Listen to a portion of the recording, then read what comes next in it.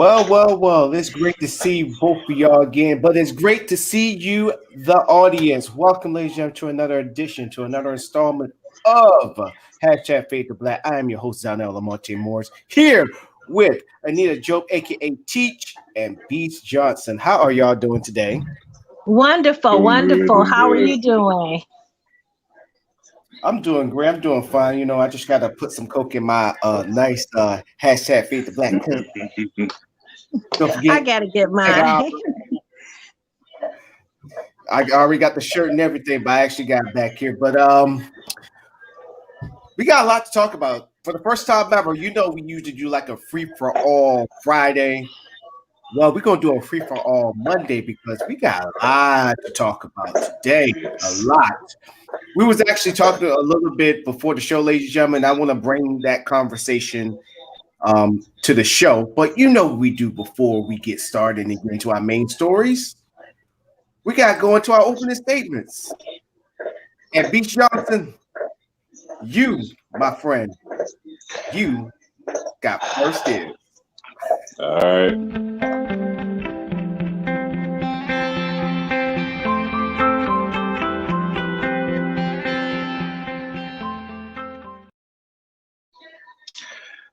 My opening statement is going to be you can support the idea and the ideology and ideology. Excuse me. You can support the idea of something without supporting the movement. Basically, this is for all those who don't necessarily agree with the Black Lives Matter movement, but do understand that the issues that are being spoken on and addressed are issues that need to be addressed. You don't have to like everything, but you can respect things and respect people for how it goes about it. I don't like the Black Lives Matter movement myself. I think it's political and I think it's a whole bunch of bullshit. But what they're standing for and what they're talking about and what they're addressing and bringing light to, I agree 100%. I stand behind it 100%. We need to talk about these things. So if they're going to be the means to the end of racism, then so be it. I don't have to like them, but if the end result is something that we all can agree upon, I can respect them for their input and their actions thus far. So I always suggest to people, just especially after this show today, understand that you can respectfully dislike something. Just because you don't agree with the cause or the movement itself doesn't mean you don't understand the sincerity and the actions and the catalysts behind it. All lives matter, yes, but Black lives matter. And until Black lives matter, all lives can't matter. I agree, but I disagree. It's just life. That's my opening statement for today. I enjoyed this show and let's have some fun. Yes, we will do that. Now it's my turn, huh? Let me get a sip real quick. Focus. Mm, that's a good looking cup. That's a good drink. Um, my opening statement is definitely what's going to lead off into today's show. What's done in the dark shall be brought to the light. There's a lot of clever people out there that just think that they get away with murder. They just get away because they know this person, they know that person, they know the rules of the land, the laws of the land, and all that stuff. But when you cross the wrong person, definitely a person that's very knowledgeable at their job, they will expose you. That's why one thing my mom always taught me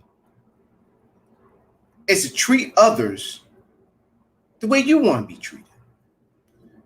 Even when the same person that you don't even like, that you can't even stand, but you still have a mutual respect.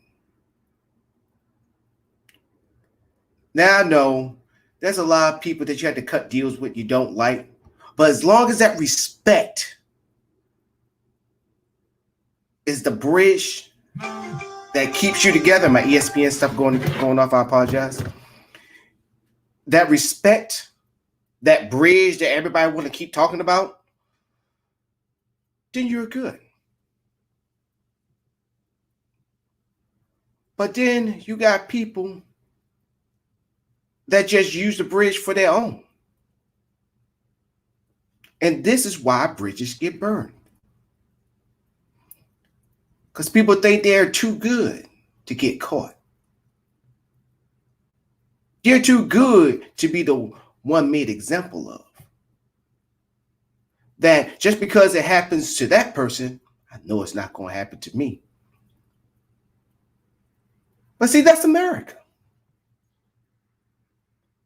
Well, that's what they say when nothing haven't happened to them yet. But eventually, that light, as people like to say, gaslighting, will shine. And then eventually somebody gonna get the key to that closet, and then all the skeletons gonna come out. So for anybody who think they're above the law, who think they're too good to get caught, your time will come. One thing in the army that we always say, always take one. That one person, that one thing that you overlook. And it could be that one thing or that one person that could lead to your demise. And that is my final thought. Teach, take it away. Good evening, everyone, and welcome again to another episode of Fade to Black.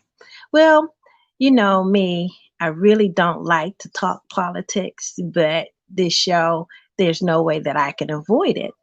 And I want to just draw back on our early American history and draw an analogy of the ancestral lineage from Europe to America. Great Britain went through a process of migrating what they call undesirables. These were individuals that were crooks, thieves, con men, served in jail time, basically people that were not upright citizens. And since they had a problem feeding their imprisoned population, they came up with the bright idea that we could ship these undesirables to the New World, give them a fresh start on the new lands that we now know as the United States of America. So this country was founded upon crooks, thieves, and con men. And, you know, this is a Christian nation, and we're taught in terms of Christianity that a man can sin, he can change and amend his ways, and he is no longer that sinner. But then also it tells us that the sins of the father follow him through his DNA lineage. And so my point is, today we have a crook, a thief, and a con man sitting in the highest office that the United States offers, and that's the office of the presidency. Some conditions that all presidents must pass through were not met with this president, and I don't know the rules governing it, but it seemed like he should not have been able to take office if indeed he was found to be a crook. A crook, you say? Yes. I always say, or have always said, for people that they're just admire Trump because so-called he's rich or he's wealthy, and because he's filed bankruptcy 5, maybe 6 times now, I coined the phrase, he is the brokest, richest man. Okay, so he knows how to use other people's money, put his name on their buildings, then file bankruptcy, in essence, just stealing the funds or the means to have what he wants. So he knows how to build a big, beautiful facade, and there's nothing behind it. So finally, after 4 years of presidency, we get the tax returns. 1 year, he only paid $750. Annual taxes.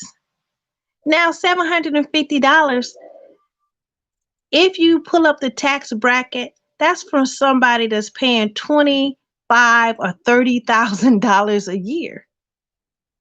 Okay? But we know he has deductions, and they go through them. You can Google all the deductions and so forth and so on. But the bottom line is, when they speak of tax breaks for the rich, you don't really think that the tax break is that they pay the same or less taxes than a working person. So when we look at the man in office and we look at the dream that these people had when they came over on the Mayflower to change their ways, they changed what they called it, but in essence, he is a crook, a thief, and a con man that sits in the highest office of the United States of America.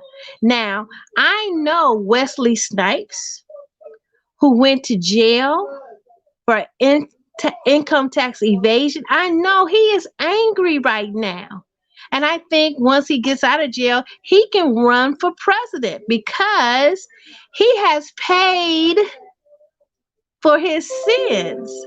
But the one that's currently in the office, he has evaded his taxes. He has not been charged, and he is sitting in the office and planning on taking another office. And I really hope that sound, sensible people will get up and go vote, be it mail in or going out to the polls, to make sure that this con man who has not turned from his wicked ways, to make sure that he does not bamboozle the people any longer, because his plan is to remove the Social Security tax.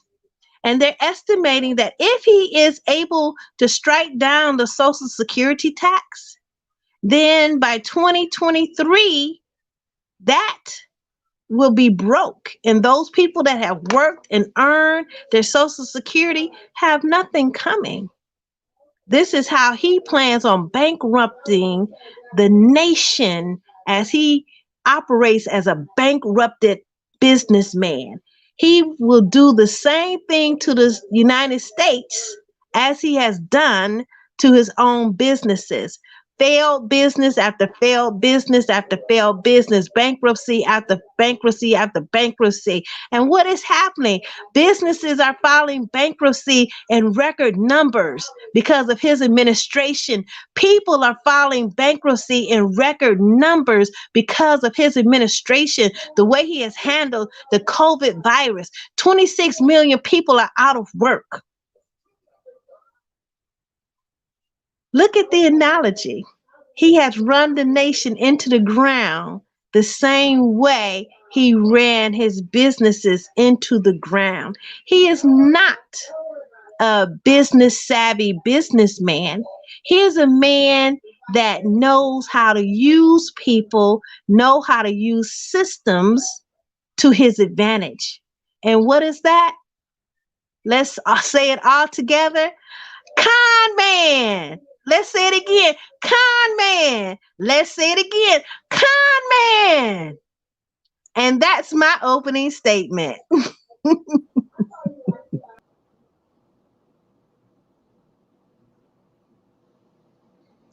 Well,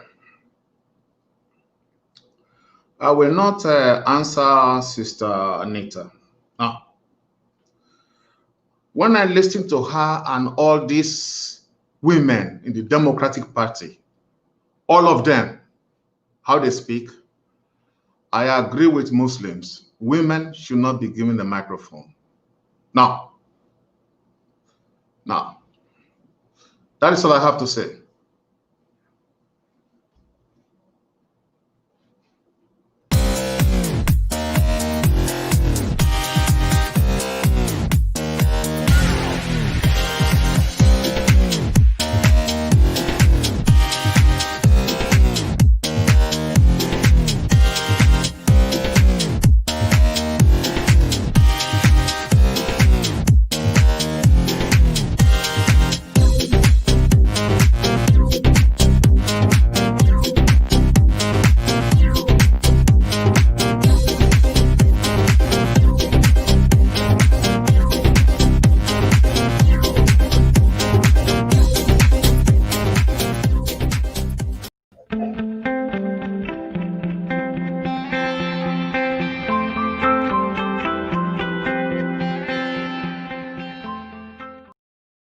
All right, welcome back.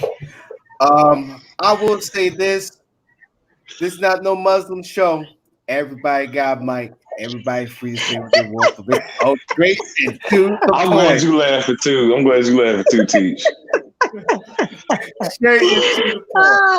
Professor O. I'm tired of I didn't know you were in the background. I am tired of you. Hey,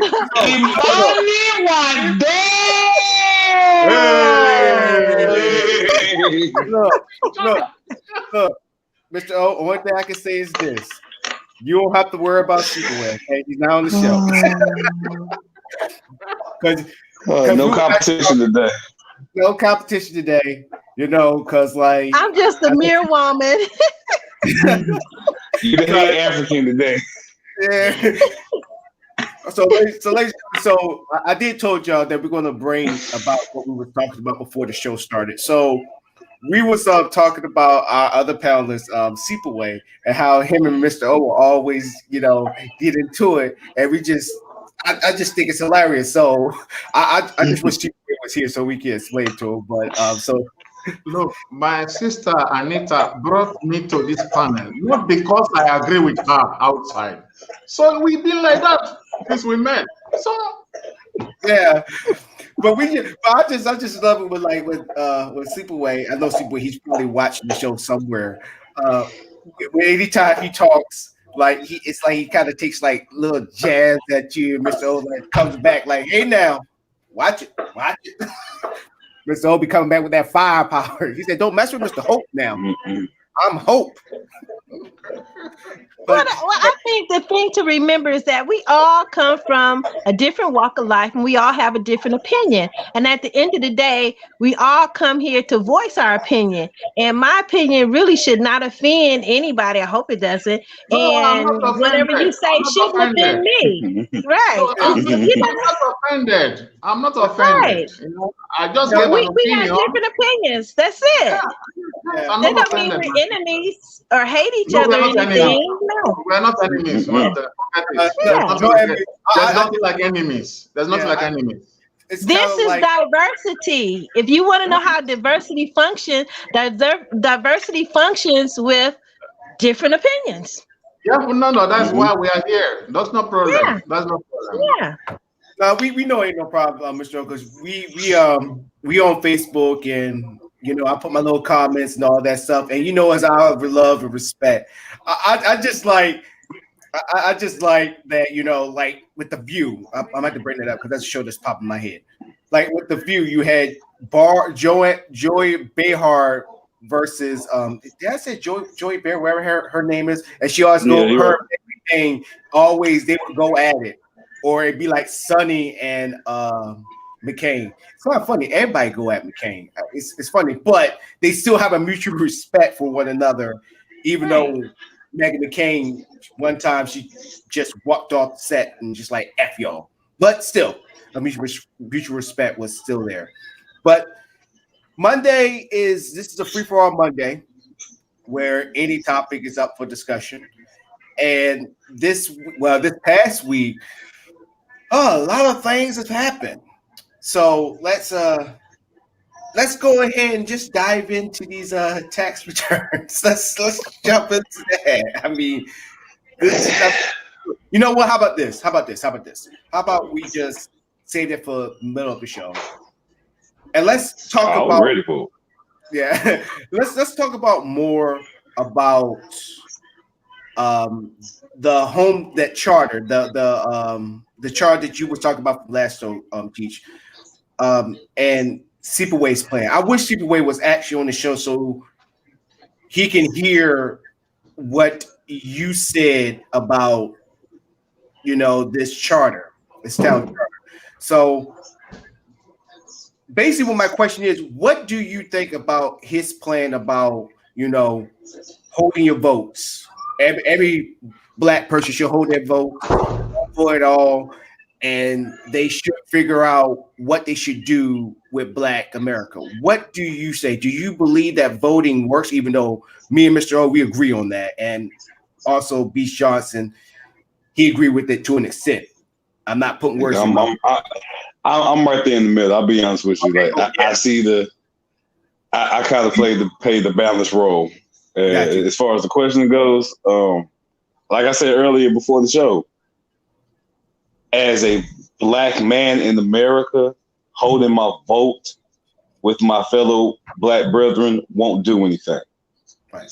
As an American, holding my vote along with my fellow Americans, now that would do something. Right. So now, if all the Black, I do understand as Black people, and as Teach discussed too, we as Blacks, we are the forerunners. We are the trendsetters. If we don't step up and do it, nobody else will see that it gets done. So I do understand him in that sense. We as being the Blacks, we should take the first step. But once again, we're in America, and this is a issue that transcends. Yes, we might be the main factor, but we're not the only factor in this. Right. So to move forward like it's just us, knowing good and well we have support, it would just be stupid. So like I said, to say, just none of the Blacks vote, I feel like that would be a stupid statement to try to promote. That would cause more infighting and division amongst ourselves and amongst our allies. Right. So basically, I'm not trying to make the question too complex for you, Teach. So, because you're working with the Census Bureau, so should we hold our vote, or should they still go out and vote? Well, I have to say this: we fought, our ancestors fought to have a voice and a say in this nation. Our nation was even founded upon taxation without representation. We have to have a voice in what happens with the laws that govern our lives. And because because we had a special amendment, the 14th Amendment, 15th Amendment gave African American men the right to vote. Because at that point in time, only landowners, only rich white landowners could vote. And that's where Bacon's Rebellion came in, because these were poor whites who didn't own land, and they couldn't vote. So they fought to get themselves recognized as voters. Black people also fought to get themselves recognized as citizens and voters. So we have to, this is our country. We have to participate. I don't know what they teach or how they structure the elementary classes, but when I came through elementary class, especially in the 3rd grade, you had what was called citizenship class. And citizenship class taught you about your obligation to the nation as a citizen. And this is basically where you learn about the voting and the poll tax and the obstruction to voting and all these types of things. So, yes, African Americans are disgruntled. They have a list of grievances. But in 2020, for me, I don't think it's an intelligent move to say, as an African American or person of color or whatever title you want to choose, that it's better for you to sit out of the voting process, because then you're simply saying, let Massa do it. Let Massa make all the decisions for us. Let Massa do it. He can think better than why, even though our options are limited, we have 2 major parties and 1 minor party that nobody ever remembers because they're so small. But nevertheless, we have 3 parties, not just Democrat and Republican. All right. So, but they are the 2 parties that hold the most power. And they are the ones that make decisions. Like, my number 1 issue with Trump getting into office is killing the Social Security tax. We're talking about people's livelihood. You work and pay into Social Security all of your life, and he comes along and say, oh, we're just going to take that money and use it for something else. So now these people don't have a pension. How are they going to live? How are they going to survive? Look at people that's, I believe the age is 65 now or 67. I think when I get of age, it'll be 67. For me, that's 10 years from now. What can I do in 10 years to secure my future for the next 20 or 30 years? So that's a big concern, that he wants to eliminate the Social Security tax and has no plan for these people's pensions. Now, if I was 22, it may not resonate with me because I'm nowhere near to retire. But at my age, I'm at retirement age. And I want every nickel, dime, and quarter that I've been working towards. So, as far as the vote is concerned, you may not like the issues. Like, some issues for me are non-issues. When it comes to medical care, pre-existing conditions, when it comes to retirement, I'm looking at who is working for the people. Who is going to make sure that if you have a pre-existing condition, that you can still have medical care, medical service. So issues like abortion is not personal to me, because one, I'm not going to have one.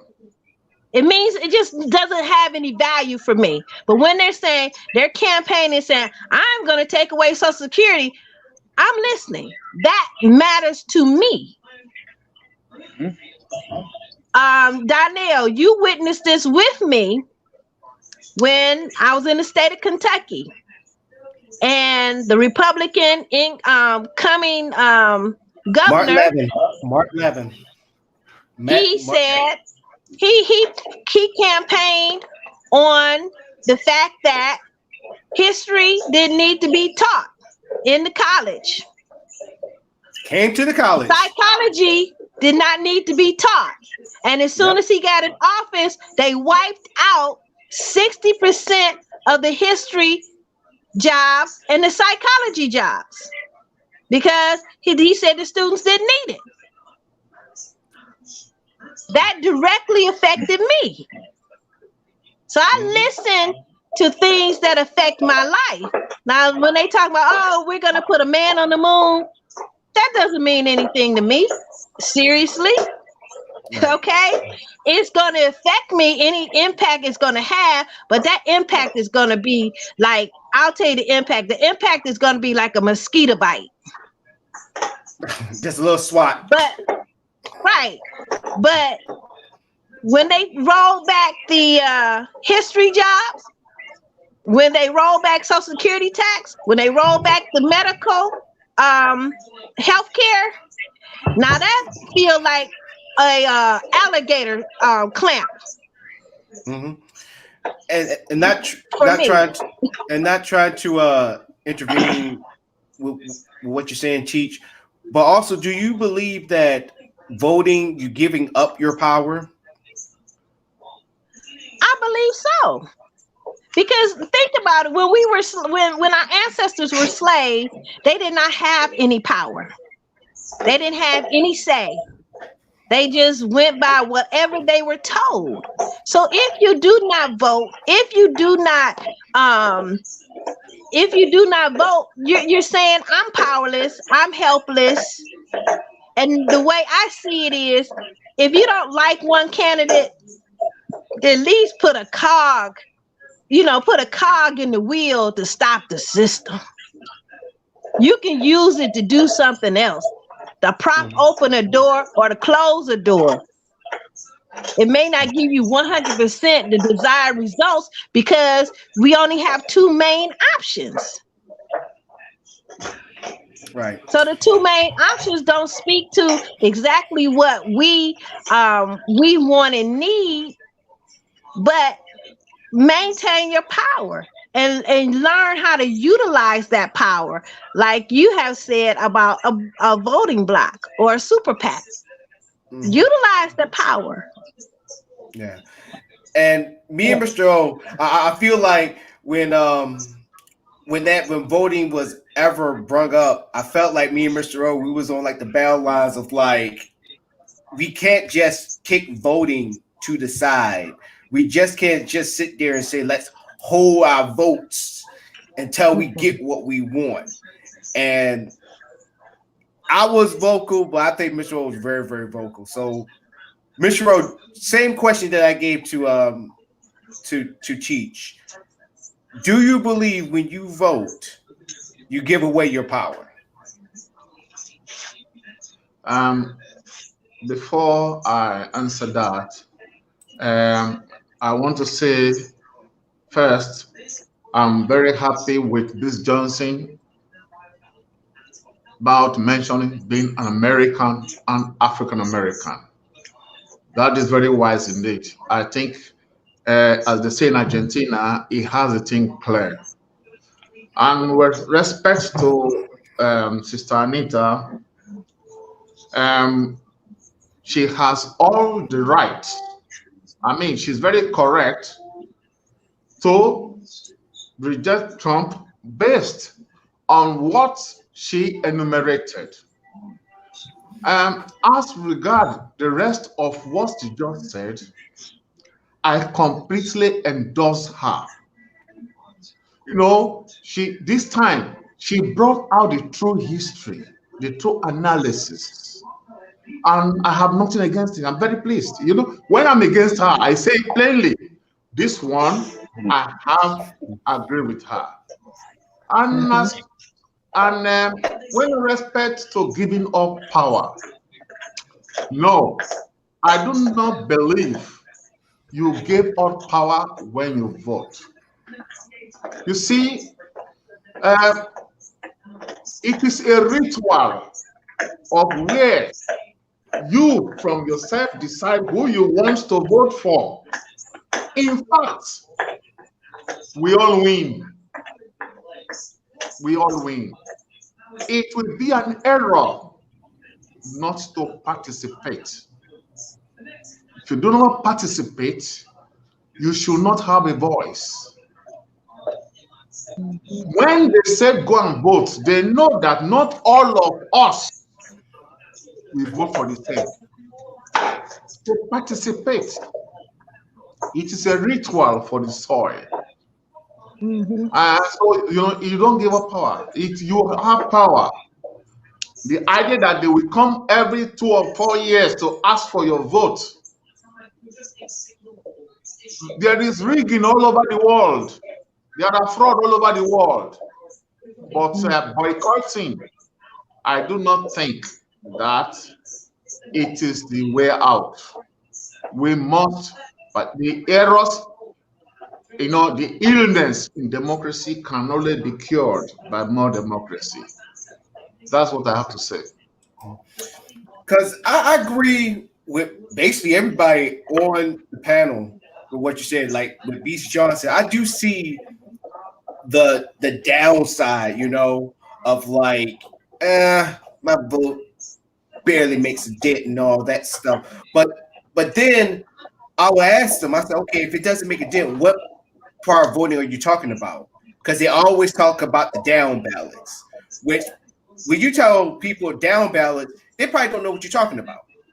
And you have to explain to them. I'm talking more about state and local. And then they'd be like, oh, or then they don't even realize they also vote on policies. They also vote on new laws too as well. Like I believe here, I think they had a what they call it, Prop 87. I'm just making a number. And it was for legalizing marijuana. People don't know that you vote on that. Yeah. You say yes or you say no. So when I hear people like, well, the government wants, they just go off and do whatever they want to. Not primarily. They don't. Like every state does it. Like in Virginia, like at the time I was living in Virginia, which was extremely conservative, they still had those types of legislation. Also locally, hey, we're gonna take out the revenue tax. Vote yes or no come November. What's the election day? November 3rd, if I'm right. November 3rd, November 4th, whatever. Or vote on this certain day if you want to put this into law. And I think people just don't understand, how to read a ballot. It's not about knowing about if your vote makes a dent. They just don't know how to vote, what's on the ballot. I think it's the language and the way it's written. It can be confusing. It can be very confusing and make you think you're voting for something and you're actually voting against it the way that it's worded. And you have to, sometimes it's not. I think they should simplify it for the average person instead of using sophisticated legal language on the ballot. That is how it works these days. Politicians prefer people be ignorant of what they vote for. And because we see it in Argentina too, and at least in the Americas, that is how democracy works. And just like Anita said, there will be a time it is necessary to simplify it into the language of the civilian. And the politicians will not allow it. They will oppose it. So this is the tragedy we have in democratic system. That politicians in the long run, they meet in the dark room and they plan and then they throw it and they confuse them. And people have not enough time to begin to read all the small letters in the ballot. That is our reality. It's spot on. It's literally spot on. Yeah, I think people just don't take the time to also, no matter if you watch CNN, Fox News, whatever, at least they do put out the proper information about like go out and vote. But people just don't understand about reading about what they're voting on to actually read a ballot or actually go down to the city halls. I think that's another big thing. I have never seen city halls being so packed, definitely with the police brutality that's going on in America right now. Tell me a time before all this have city hall have ever been packed, or your local city hall has been packed, or watch it on like your local C-SPAN or whatever. For what? No, like for anything. For what? The courthouse? For the courthouse? Yeah, it's always full. I mean, like city hall for when the local politicians or like the superintendent. Right. No. You're not exactly. Go ahead, Michelle. Look, you people, look, I hear in one of my jobs is in the Council of Magistrates. Lawyers, they make a hell of money. If those courts are not packed, lawyers will not make money. And lawyers are also the one that run for most political offices. This is true. And that is the problem. They, look, even here. So that is the reality. Mm-hmm. So, like going back to like city halls when they have the superintendents and all the local politicians. If it's like a disruption or like an ordinance or whatever, they would have people come there and they would say they for it or against it or say what they feel to the superintendents. You don't see nobody there. And there are on like local like channels like Channel 2, Channel 3, or Channel 4, or that one unknown channel. I think the last time I watched a city hall before all this craziness that happened in the world was back in 2012. I was watching this local one for Kentucky. There was nobody there. Nobody. No, nobody was there. And it's just like the freaking superintendent and the rest of his constituents were all talking amongst themselves to the point where they was like talking about random stuff that had nothing to do with nothing. So definitely for us black folks, mine is these times, and now this coming from me. I don't want nobody to come in and nail me to the cross, as they would say. It's rare that you see us in these city halls. It is rare for us to go there in drones and be like, what is going on is wrong, or why is the rent so high? And the crazy thing is, not only just for us, but other ethnicities like white folks, Hispanics, that's going through the same thing. All of us together, like, yo, man, your rent's high because of gentrification. Hell yeah, man. Man, we going to City Hall. But you barely see us. Or you barely even see them. You probably like see onesies, maybe even twosies. Honestly, to tell you the truth, if you hear a town hall or city hall meeting, everybody should be going there in drones. I think like the small towns that's away from rural areas, small towns away from the city, they get it right all the time because they're always there. But then you think about it, everybody knows everybody. I think that comes with having a sense of ownership and investment in the community in which you live. And it varies from community to community. Within the African American community, there is just this spirit of hopelessness or despair that they feel their voice doesn't matter. They feel it doesn't count, so they're inactive. They don't participate, and it's for them to participate. But I wanted to bring attention to the verbiage on the ballot. Okay. When President when the man in the Oval Office, I can't call him by his name. I cannot. Boy, Don't feel bad. I don't either. The verbiage was that there was going to be a payroll tax cut. And when you hear that, it's like, oh yeah, a tax cut. Yes, I need a tax cut because what? Inevitably, that puts more money in my paycheck. All right. Mm-hmm. That's what the average American thinks. When you say payroll tax cut, that means something is going to be eliminated that's going to give me more money. But what it means is you're not going to pay into Social Security. And it took our press to explain those words, because just to, he promote, we're going to do a tax cut, and everybody, yeah, more money. But they didn't understand it to mean that he was taking away Social Security. And that's how they trick you in the verbiage on the ballot. They say it one nice, neat way, and it actually means something else. It means something detrimental. And this is, they have to really work on educating the people on what these phrases mean, because the average person is going to vote for it. And guess what? When they go to file for Social Security, they say, well, you haven't paid enough into it.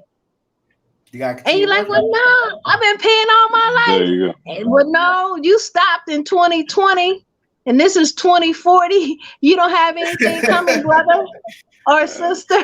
Great. So and don't forget, we got to pay that all back in freaking income taxes too. Tax season. Exactly. And this is what they were saying. Basically, they said that it was going to be a deferral and available to any employee whose pay is less than $4,000 per biweekly paycheck through December 31st. And in essence, is a short-term loan that's equal to 7.65% to be paid back. So it's a trick. It's a trick. It's like that 3-card Monty. We're gonna reduce your taxes, but we're loaning the money Find the money. would have been taken from you, and we're gonna charge you 7.65% interest on it. Yeah. It's crazy. Take my Social Security. Take it. Welcome to America.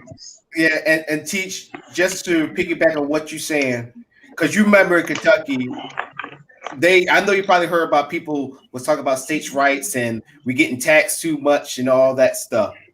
Hopkinsville, where we were at, was the biggest example of, not having taxes, because people thought, oh, I got all this money in my pocket, but the roads wasn't fixed. The job economy was horrible. I think the only economy that they had was the freaking lumber yards.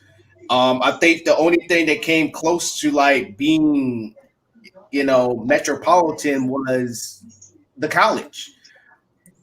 To me, I think the college was their college was the bread and butter to me, because people went to that college because they wanted to go to Kentucky University. They want to go to the Wildcats. They want to go to Kentucky University. They loved them. That's the only thing you heard. They spelled it out, cats. It's like, okay, cool. We get it. We get it. You want to go there. And they even had they had a big time medical program, and that same governor actually cut that program in half too, literally. And because all the medical assistants, the soon to be nurses, were going to Austin Peay, because Austin Peay was in a deal with them too as well, because they get the transfer over there to their medical program. But he cut that funding in half too, because I remember it was a whole lot of docs, definitely a lot of combat medics that came out the military to start to get their push their RN career much further, and nothing. Yeah, but and that was illegal and this is what Republicans do. They go in, cut programs, and take the money. That's all they do. But this is what happened in our case. The budget had been approved the year prior, and Kentucky legislation says that if the colleges are operating in the black, you cannot touch that budget. He hadn't done his homework. He slashed the budget, took the teaching components out, took the money. They sued him. The attorney general sued, and they were able to force him to pay the money back, but not just give it back the way that it was already set up in the budget and approved a year before. They gave it back on benchmarks, meaning that say they had to give back $50,000. We're just going to use a low figure. They had to give back $50,000. He took $50,000. He had to give back. Well, he took 75. This was the deal. He took 75,000, but he only had to give 50,000 back. So we're starting out $25,000 short, right? Okay. Mm-hmm. So now, of the $50,000 that he's required to put back, they said, well, we just can't give him back the money. No. What we'll do is this. We'll design 3 different benchmarks.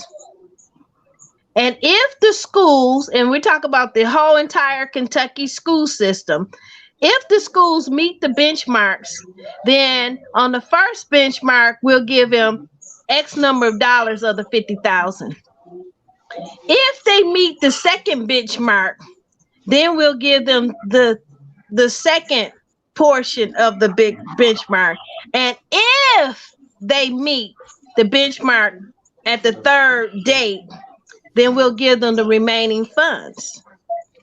So now they've added in some, what do you call them? Standards, or different standards that weren't already part of the budget. So now you have to meet these brand new standards to get back money that had already been previously allocated. Well, shoot. I mean, also which here, results in the purpose of overturning or suing the governor is because, one, the budget had already been pre-approved, which means it already approved the salaries of all of the staff in the colleges. But the way they gave back the money, it would not allow for them to hire back the teachers and the staff. So I believe if you were a 12-month employee, you was bumped down to a 10-month employee. If you were a 10-month employee, you were bumped down to like an 8-month employee, which translated to a 4-day work week. So I must have a job. Yeah, there was no many teachers there. There, when I was still going, it was like a ghost town. Like it used to. Exactly. When it was morning time. There was a lot of students, obviously a lot of students, and then a lot of teachers in every freaking classroom. You would have like 1 or 2 classrooms that were unoccupied. But then after all that mess happened, there was barely any classrooms with any teachers. It was surreal. I was like, dang, what happened? But that's not just that college. It's statewide. The whole entire state was affected. Yeah, because I forgot what that community college. It was something community college that was all together because they had one east, they had one north. They basically had all over freaking like east. I believe it's 18 colleges all together, and they was all hurting. They all was just. Everything was slashed. But speaking of taxes, I'm going to do a quick little survey, and if you want to join in, just go ahead and write in the chat room. Who believe in taxes? Who like taxes?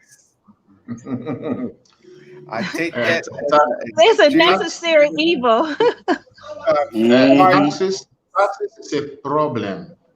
It's one of the problems inside democracy because it allows for a very big corruption in the whole system completely.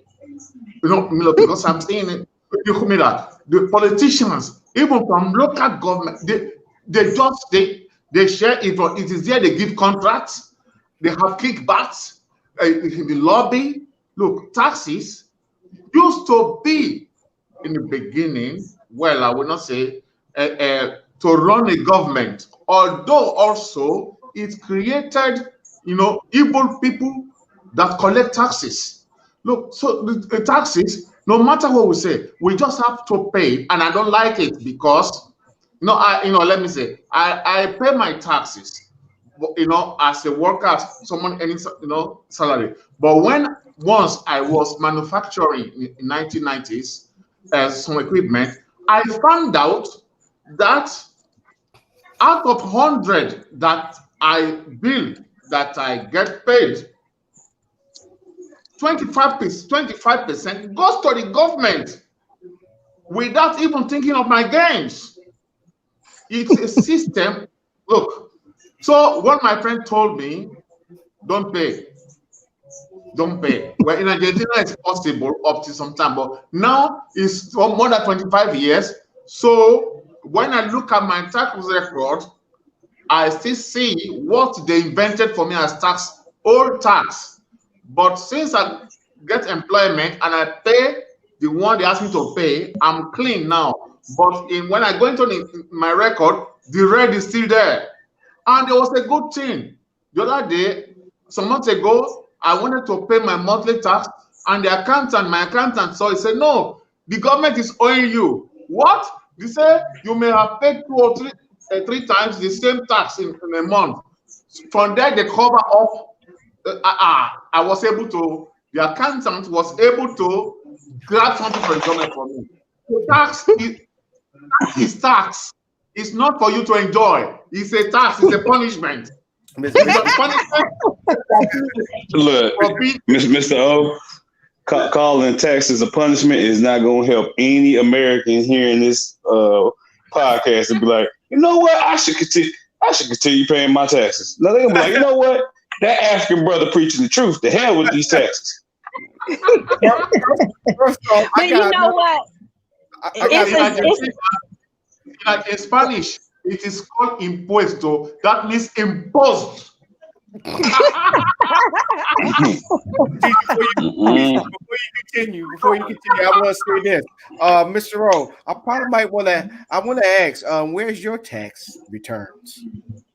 He's not running for office. No, this time I cannot escape it because Argentina has, computerized everything. So the government just goes there and see. Look, every time I send the bill out, I have to go to the government's page for every bill that I send out. They don't care whether I got paid or not. That does not matter then. Since I sent that bill, I must pay tax on it.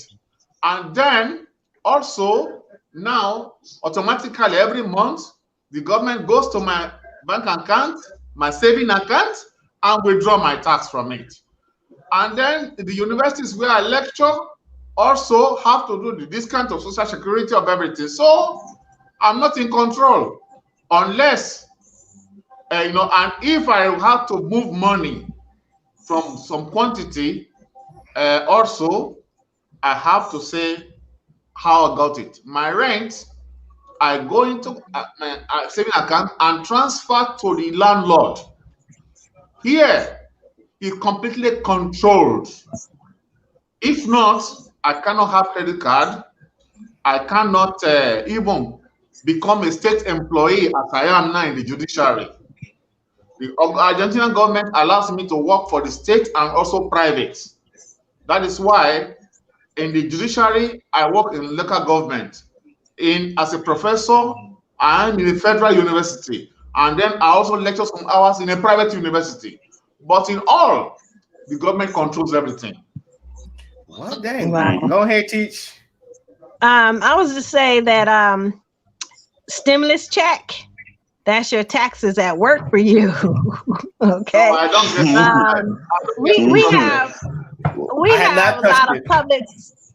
We have a lot of public services that our taxes benefit the American citizen. Now, United States is big on saying democracy, but really that tax system is socialism. All right. In that everybody pays into the tax pool, and all of our services, be it the Medicaid or Medicare, Social Security, what else? Social benefits Military, that we get. cops, Military, yeah, everything is paid. Yeah. I mean, we're the taxpayer pays for all the services. Even we pay Trump's salary. We pay all the congressman's salary, all the House of Representatives' salary. We pay the police, everything. We pay the police. So when it comes to the stimulus check that I believe he's probably going to release a week or two before the vote to buy more votes, that's our money at work. People believe, some people actually believe that the stimulus check was Trump's personal money, that he was just giving out money.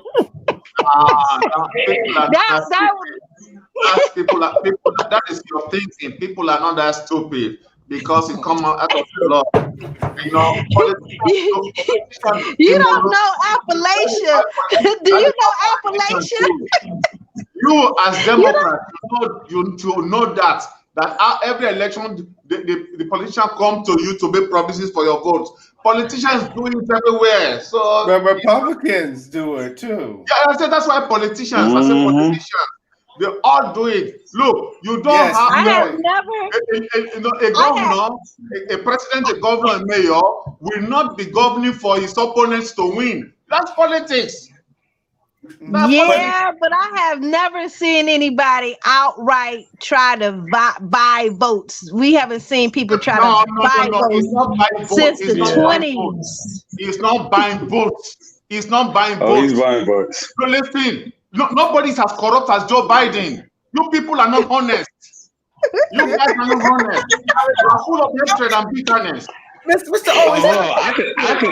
I can name 3 politicians right now that are far more dirtier than Biden. Bush Senior, Bush Junior, Dick Cheney. Corrupt. And Hillary are corrupt. No, I said you are giving an opinion because of your hatred for Trump. So I don't even care. No, it's not hatred. It's not even hatred. It's not hatred. Look, you know what? You guys, you live in caves. You don't see the world. No, Mr. O, you're not living in a. No, you live in caves. Choose your words, sir. Choose your words. No. Mr. O, I'm living in a. Mr. O, I'm living in a room. I can show you the room. Even the room is a cave. It's a room. I forbid you for saying that.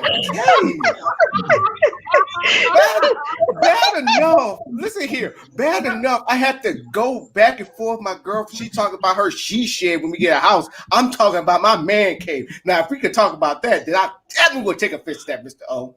Good grief. Damn. And I was thinking that when you come to the state, come to my man cave. You could be like, see, that's the cave I'm talking about. That's the cave. That's the cave I'm talking about. It is a psychological cave. But okay, let's go back to Texas. Okay, so over here in Washington, very liberal state, I had never seen so many taxes before in my life.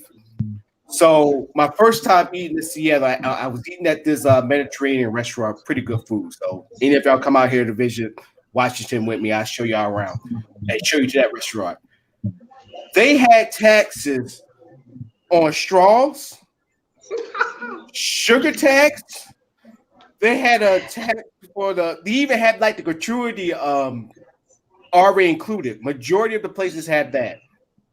Here's another thing about being over here too. Hold on. Gratuity already included. For how many? Yeah. What's the minimum?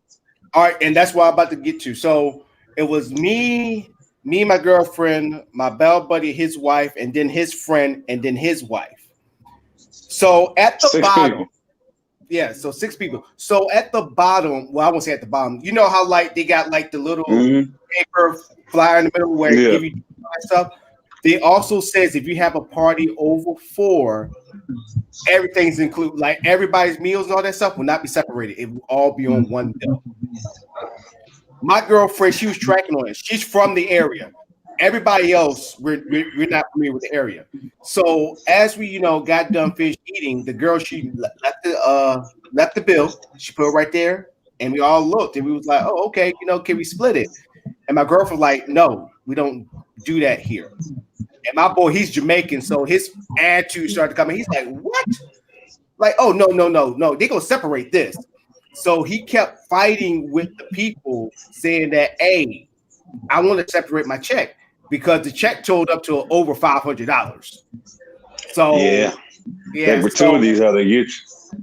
Yeah, so the establishment did have it down at the bottom, but nobody didn't look at it and read it. But I had my girlfriend right there. She was like, yeah, anything over 4, a party of 4, it's all going to be on one check. So we actually talked to a girl. I was like, why don't we just give our credit card and we just pay our portions and all that stuff? And she was like, all right, cool, we could do that. Because my boy, he was just pissed. He almost walked out like, man, he said, fuck this establishment. I'm not even going to do it. But I calmed it down. Like, dude, I was like, man, just let's all put our cards together and just pay it off, which we did. Now, talking about tax dollars at work, they got a lot of freaking like road fixtures in the city, even outside of posts. It is crazy. They even got like a sign that says tax dollars at work and how much the project is for that stretch of highway or wherever buildings they have. Looking at those taxes, I'm like, I'm happy to see my tax dollars at work, but I'm like, damn, you're hurting me. You hurt me, Smalls. You're killing me. Bad enough the federal, I think federal takes out at least around 200, maybe a little bit more out of my freaking out of my amounts when I get paid on the 1st and 15th. It is crazy. Do anybody's heart break when they see their federal taxes? Do anybody? Or is it just me? I don't even bother looking. It hurts my feelings. And then so going to a restaurant up here, like I literally got watched. Like I'm happy that a couple places here have military discounts. So I try to go to the place that have military discounts. But when I go to a place that don't have military discounts, I watch the taxes that are being charged because he already on this paper straw thing up here, which is ridiculous. Mm-hmm. I don't know if that's going on around your areas too. The gratuity tax is something that they do down here. But it's usually for like bigger. Down here is like it's more name brand, chain restaurants that you will most likely see in other states. That's how they get. It's like, all right, more than 7 people. Doesn't matter. It is mainly for the Sunday. That's how they get people down here for Sunday because most folk come in together as groups for church. Yeah, it's the same situation, but at least down here they'll take the initiative to give everybody the heads up first. Like before we start serving your drinks, as long as y'all seated together in this fashion, we'll have to ring y'all up as a actual group party. So you will be charged that extra gratuity. So they'll let you know up front. So they'll find little ways to avoid it because unfortunately in the South, I just know, for example, I watched my godmother make a grown woman cry over an $8 plate of soul food And we couldn't go back there for like a couple months because every time we went in there, there's like every time we went in there and that woman saw it was one of us, she was like, "Oh hell, make sure they right." I mean, like, there's so many. Get There's so many different taxes. Different states or commonwealth have a different litany of taxes. Some have a luxury tax on cigarettes, liquor, hotels. Yeah. When you had that hotel bills, like the room was $100, and then all these 8 other taxes added to another $100. Yeah, Portland. Oh, they have a tax for state-only merchandise. Oh, really? If it's a product, that like Cheerwine is a type of soda that you can only get in North Carolina. Cheerwine, Bill. You can't. See, you can't. You already know. If you're from the South, you got to drive to the state. Yep. Or I know somebody from the state just to get one. No, first you got to drive here. If you know somebody, you got to convince them to, hey, spend an extra $30 and just Cheerwine, and then bring it up to me. Because if you get caught on the road, they'll treat a trunk full of Cheerwine like a trunk full of dope. What is that? Wow. Cheerwine's it's a easy way to compare this, almost like a sweeter, cherrier version of Dr. Pepper. So good. But less root beer, more actual fruit flavor. But it's a dark soda. But it's something that, like most states, it's something you can only get there. And there, yeah. And that's one thing, they add an extra tax on it, especially for in certain areas around the state lines where they know people be traveling in and out. They'll hit you harder at like Carowinds, which is on the state line, if you try to get some Cheerwine there versus if you come to one of the, like my city in Greensboro and try to get a case. But yeah, so there's some good things that our taxes pay for. You may not like to pay it out on the front end, but say if you find yourself without medical insurance and you have to go to the hospital, it is those tax dollars that pays that hospital bill. So it has its advantages that I think that serves the people. Yeah, taxes are not wrong.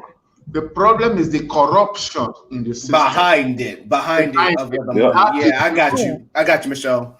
Because like they seen that hotel test. Like if y'all go to Portland, if y'all ever decide to come to Portland, definitely if you go downtown, oh my gosh, even the rural freaking hotels, just like a regular Holiday Inn, will get you.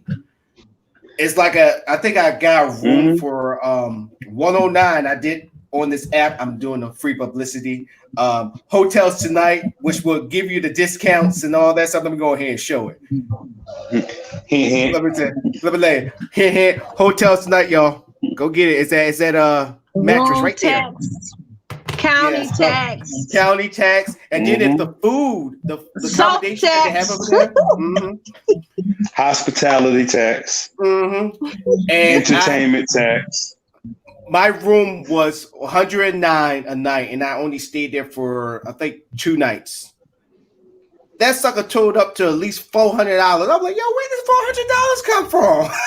Like, hold on, why y'all charging me for 2 extra days? Nigga, I was only here 2 days. Right, and then not to mention you got the deposit. So I had to do like I think it was like a $200. I think that's basically the minimum because they do it here in Seattle, but they also do it everywhere else. You put at least $250 deposit in case anything happens to the room or something like that. Like, so in case you a drunk asshole, we good. Like now that part I could kind of understand, but I feel like there should be some kind of waiver when you're signing in for the room. There should be another sheet that says, "Hey, we acknowledge that we're gonna charge you on your card. We're going to hold $100 just for movies in case you want to watch something." or somebody get drunk and just start playing with the TV. In the event, like some hotels do that. Some hotels I've been to hotels like that. I've been to hotels They'll like that. charge you $300, a $300 deposit for movies and incidentals. For the little cheap popcorn or $5 candy bars. Yeah, those little accommodations. They were charging me that for like what? Just like down there, they were charging me that for one night. Yeah. Like, why y'all hit me for extra $50 for one night? I ain't watching no movies in here. All right. That's when you go into a quality hotel, you pay for the quality. Although we ain't talking about just quality. We talking about we just talking about hotels and the level of taxes. That's what I said.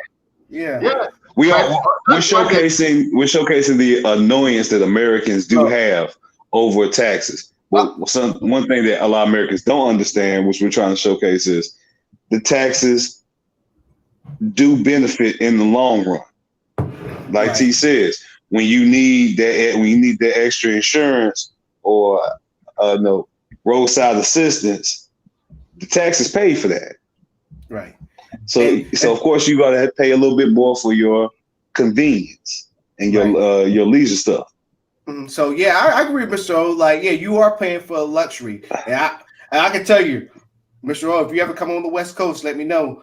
I will refer you to Hotel Lucia. You will love the Hotel Lucia. I was in Atlanta and Washington D.C. In Atlanta, I was in Comfort Suites, and in Washington D.C., I put up at Georgetown Suites. So he said, "I like sweets." No, that is what. Look, Nigerians told me to go there. Oh, he said they referred me. So Yeah, I guarantee you said that name. Like, he referred me to come here. I was in a presidential meeting in Atlanta, and when I told Nigerians that I wanted to move into downtown Atlanta, they told me not to go. That I should stay. I'll tell you the same thing. Don't do that.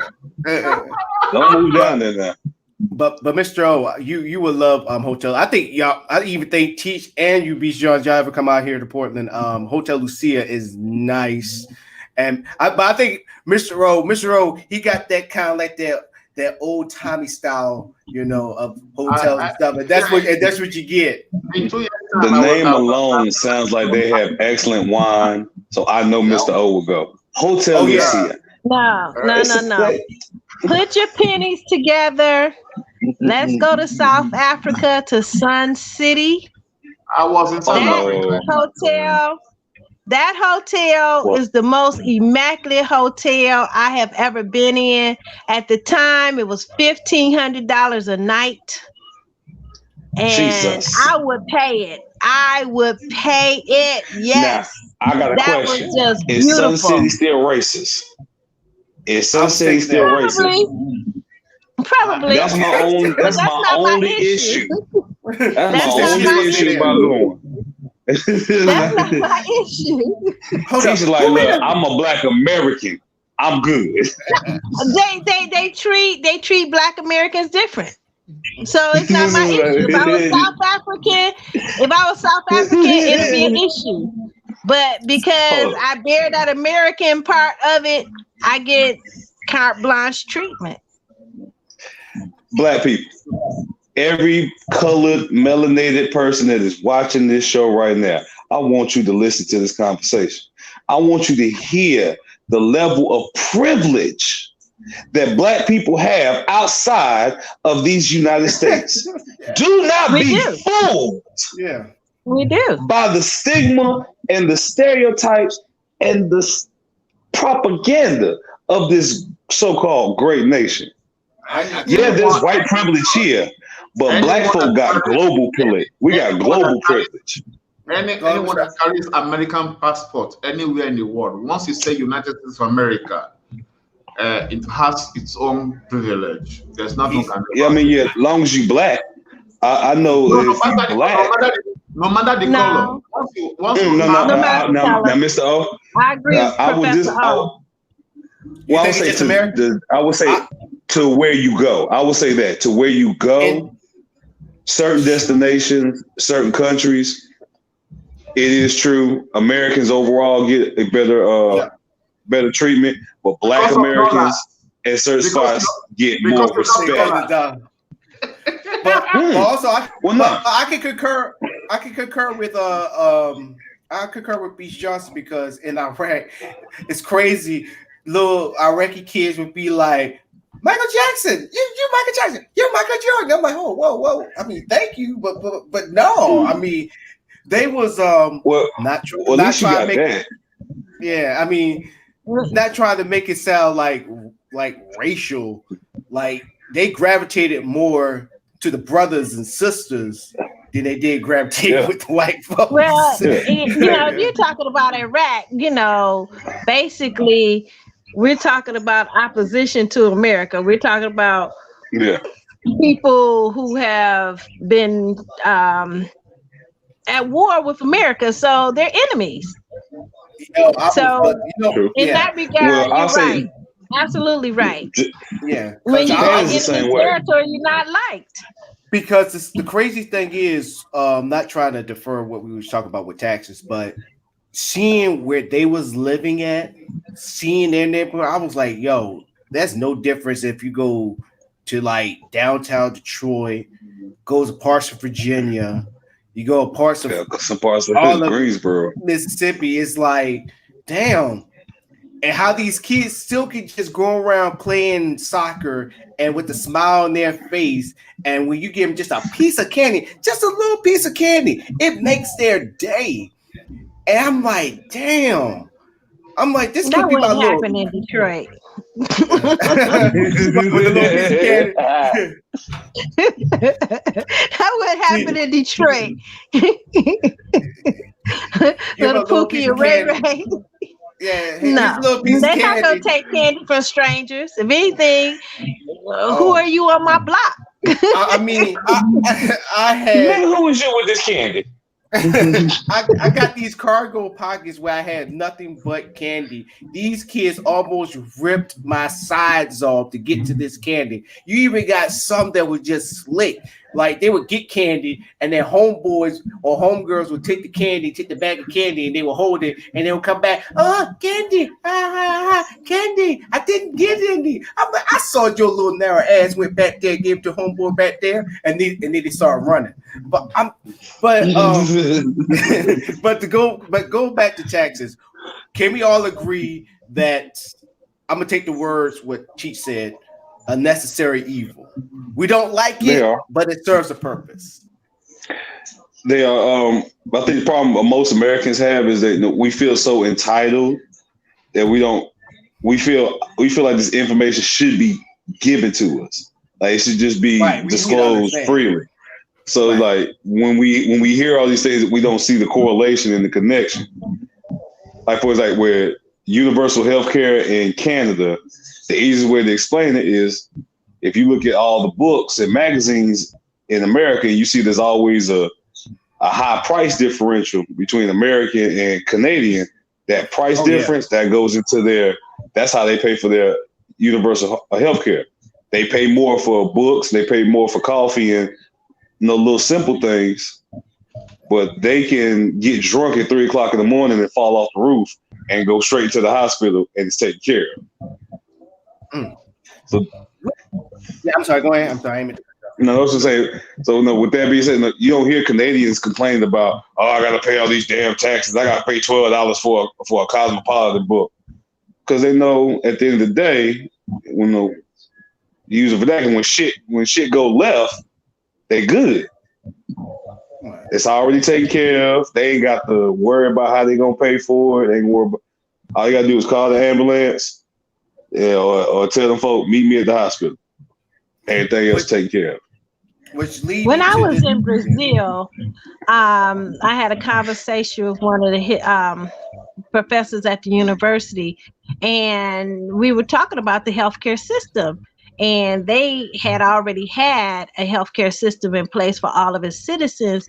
And he explained it this way. He said, if we want a healthy Brazil, we have to have healthy people.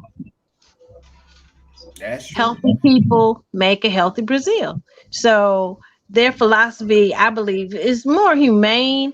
And basically, if we want people to work, they have to be healthy. So they already had a system in place years before we had our system.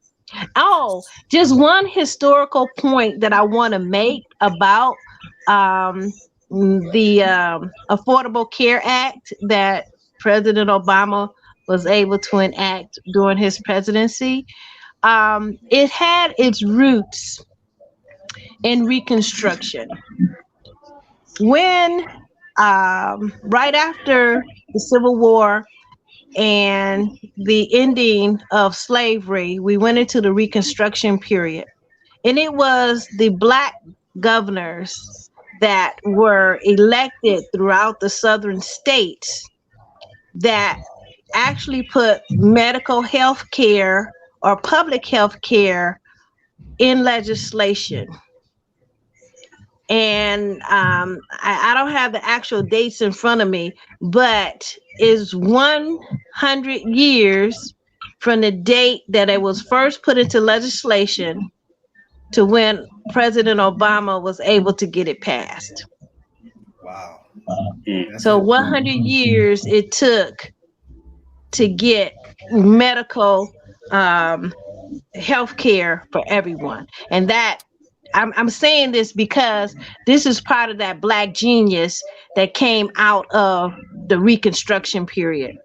The medical for everyone, as well as public schools. It was the Black leaders at that time that had offices that opened up what was known as the public school system, because before the end of slavery, before the Civil War, only the white planters or the rich Republicans would send their children to school. So poor whites, Asians, Native Americans, and other races that were here were not privy to education.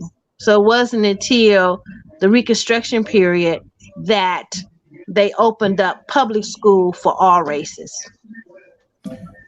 So, which lead me to this question. I was going to dive into healthcare, but then I remember that platinum plan that was pushed out and what everybody thought about. I'm gonna keep my dog at this fight, and if I hear something that needs my input, I'll put my input. But I'm gonna leave this on the floor for y'all to debate on. What do y'all think about this platinum plan that this current administration put out? Oh, anything that comes out from this administration, I don't bother to listen to it. So I'm completely in the dark about the platinum plan that Trump. Hearing anything that Trump says, listening to Trump as a president is like listening to the city crackhead tell you how to get right with God. Not your local crackhead that just known on the east side. We talking about that one crackhead that everybody in the city know.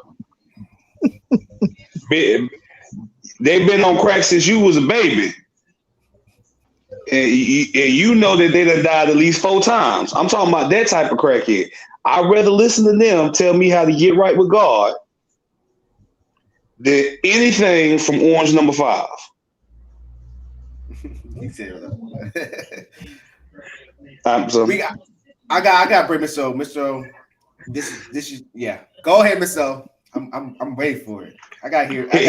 Go. Look. Donald Trump has started all of you Democrats. And I'm going to tell 3 of you, if Trump carries out that project, if any of the 3 of you here gets anything from it, you have no dignity and you have no shame. Just as you reject him, reject anything he offers. And when it goes, those black people that want it, you grab it. This is reparation. This is reparation. Oh. It is a reparation with another name. I'm telling you, if any of you register for any part of it when it's carried out, you have no dignity and you are shameless. I won't say. Man, I can't fault him for saying that. I can't fault him for saying that. I can't say. If I was a Democrat, I would feel some kind of way about what you say, but I'm not a Democrat. No. You do not politically speaking, I don't know. Listen to me. Obama carried $450 million to Iran. He spent $1.9 billion for UNESCO to declare that Jerusalem is not Jewish. And here's a man moving $500 billion Jewish. And you are knowing and you are rejecting it. You deserve what you want.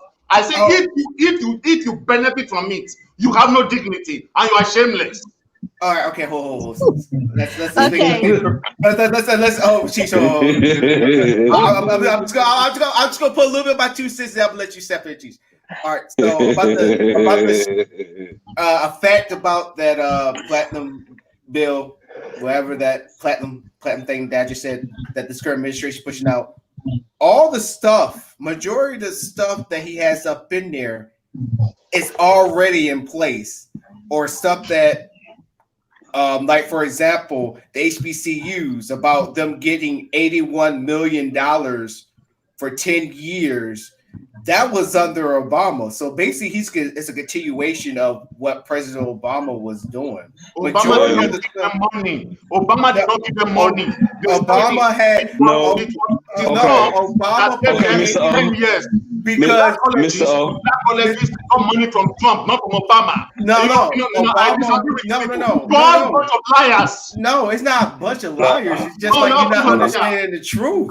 I mean, no. This is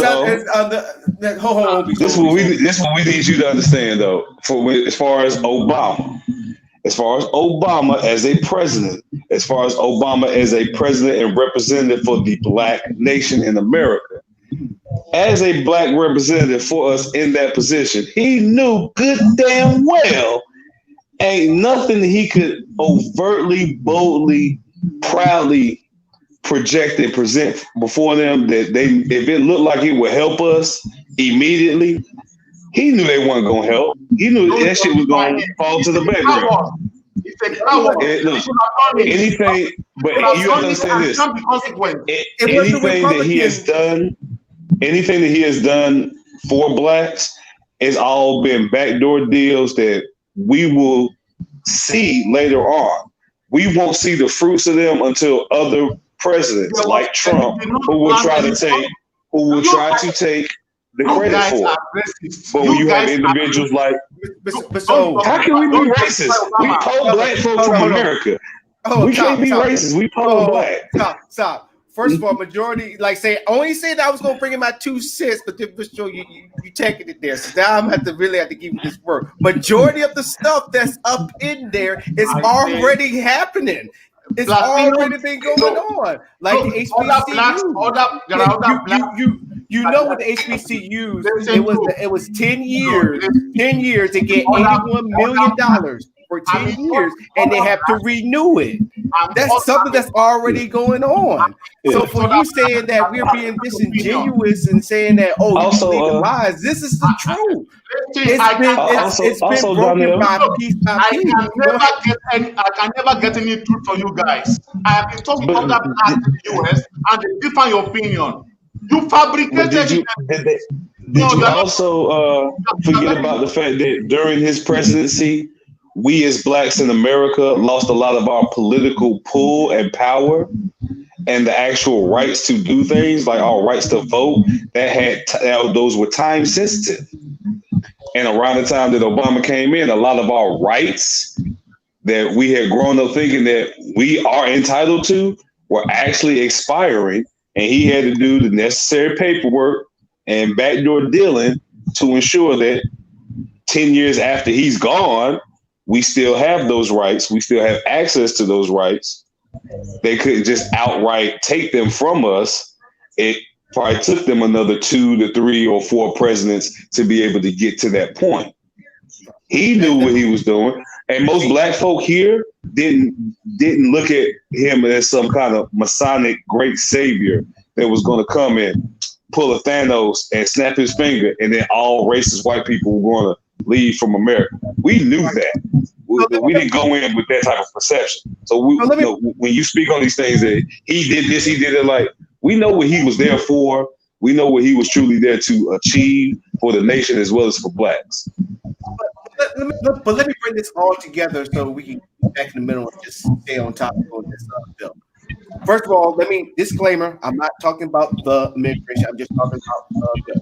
All right, so that's out the way. So let's bring it all together. Just like the previous administration, why bring this stuff up? Because it happened with the previous one. Why bring up, let's do this for black people now when you have 4 years to do it? Why come up with things like this now? Why are you trying to use that as a sales pitch? Let's call it what it is, a sales pitch. That is politics. Right. That is politics. The politician, not salesmanship. He has to give a plan to the people for votes. That is why that's politics. But no, I won't even. I'm not even keep. I'm not. I can't. Hold on, Mr. You got to hear him. You got to hear him out, Mr. I can't keep going on about the politics thing. It's like this. If I said, Mr. O, give me $50, and I promise you by the end of the week I'll give you $100, and I don't give you $100, but I'm still telling you every day after, like, you like, yo, man, you owe me some money. You owe me some money. Like, man, you know what? So, I promise you by the end of this week it's gonna be $150. I promise. I swear. Would you get sick and tired of me? It's a different thing. It's not. It's a different thing of politics. No, it's a different thing of politics. No, it's not.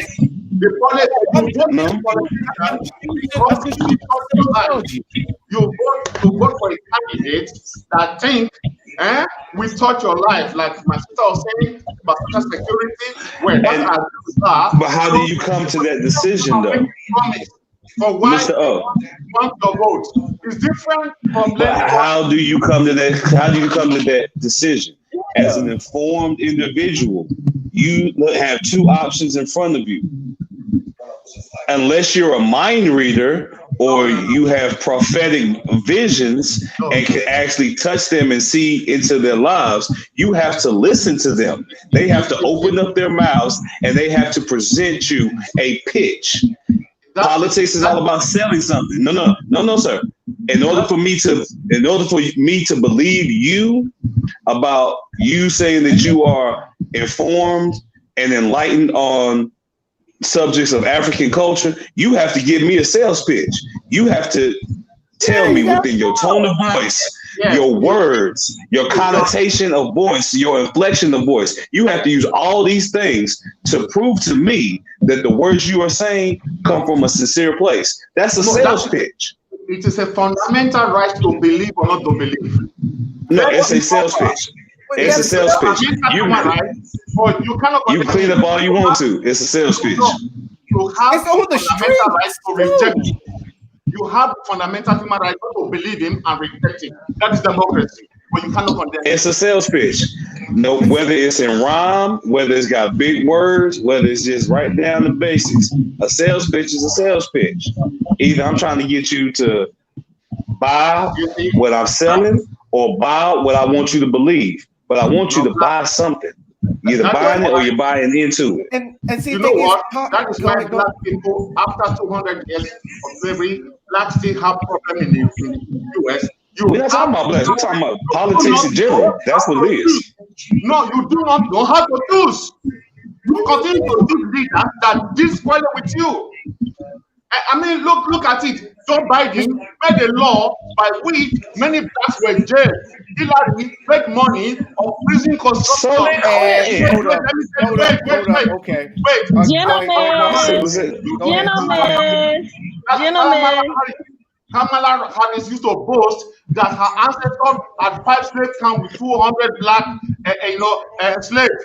And when her parents, as Caucasian in Jamaica, and now Joe Biden presented as a black woman, and you all accept it. You are responsible for your woes.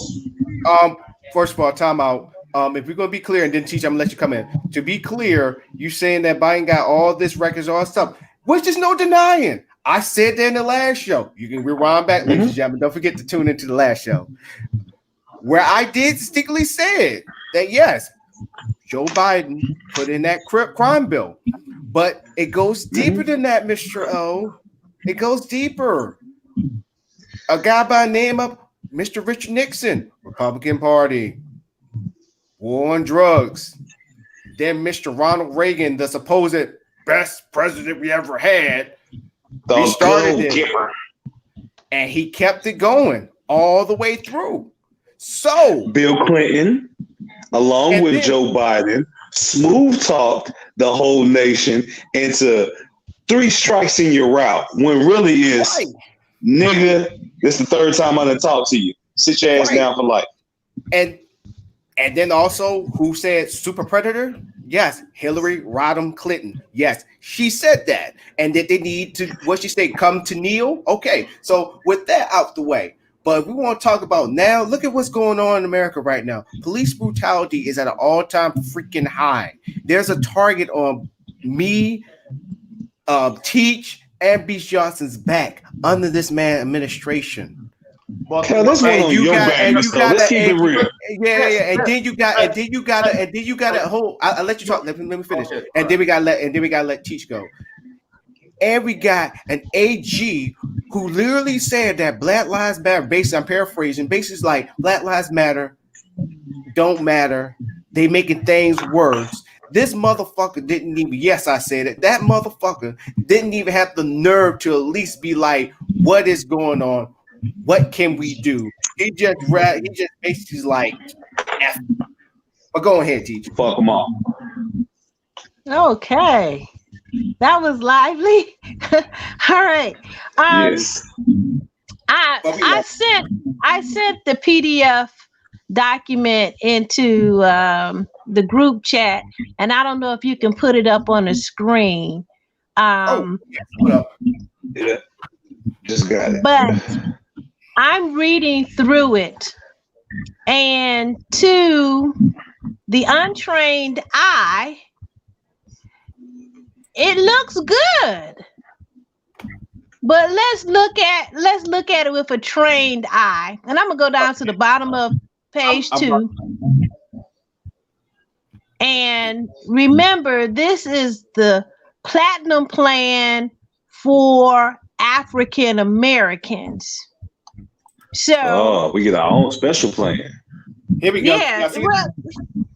Okay, great. Scroll all the way down to the 2nd page. Open. And if you can enlarge it so that you can read it. But under more education opportunities, in the 2nd note, it says increase child care credits and provide greater access to quality preschool. Where's that at? I got my mouse under it's on the 2nd page, near the bottom in red. It says more education opportunities. Education African Americans can choose. Yeah. Okay. So go down to the 2nd dot, and it says increase child care credits and provide greater access to quality preschool. Why haven't we been getting quality preschool? No, we always have been. We have access to that. And if he increases the child care credits, that's for everybody. That is nothing special.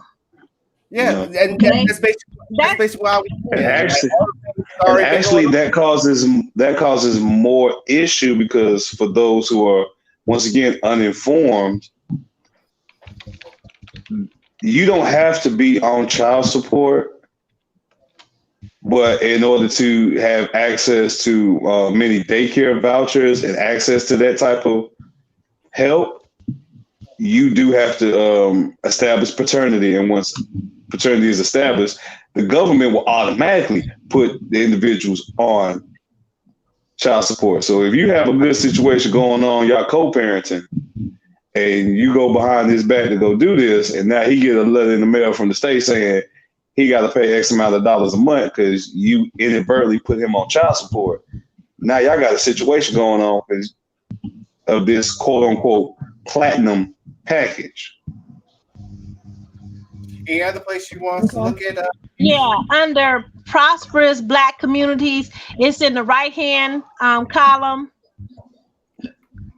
Right. I see it right up, right there. And then the third dot, it says make Juneteenth a national holiday. Already done that.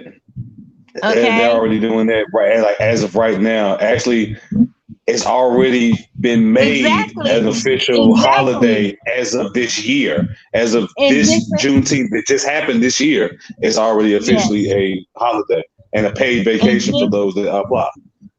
Right. In different county or city or even state government, that's already done. Up underneath it, prosecute the KKK and Antifa as terrorist organizations and make lynching a national hate crime. But there was already make lynching a national hate crime? Nobody's been getting lynched lately. They've been getting shot lately. No, yeah, there's been random occurrences of lynchings where, how they say, supposed hanging suicides. Right. But they had, the number is extremely minuscule in comparison to those of us who are actually just getting flat out shot. Okay, now the very last note, it says collaborate with cities and counties to address mental illness and substance abuse. That's, I see this as? There's nothing new here. Now, this is a cop out. I see this as what it is. It's a cop out by labeling it for the Black community. You give excuse to the other communities. Those 2 points are primarily issues that affect the white communities right now, especially the whole thing of mental illness. Right, and the opioid addictions. So this is just set up nicely for Black people to be like, oh, they do care about us. Like, no, they don't give a fuck about us. They're just saying it in a manner to where when it looks like they're going to help us until we actually need the help. And then we realize the help was never there for us in the first place.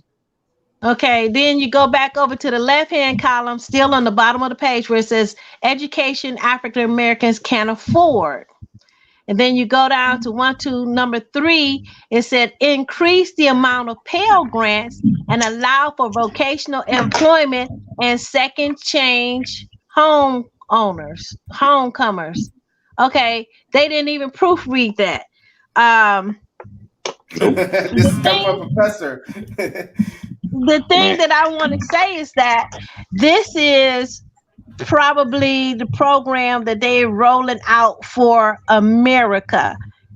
And they're highlighting 1 or 2 things that look like it could appeal for Black Americans. But if they increase the Pell Grant, and this is where racism comes in, the Pell Grant is for everybody.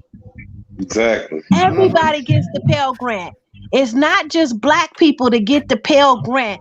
These schools, colleges, and universities were shut down if white students, Asian students, Indian students, Black students did not utilize that Pell Grant. That's nothing special. Every college student that qualifies for Pell Grant, they're already getting it.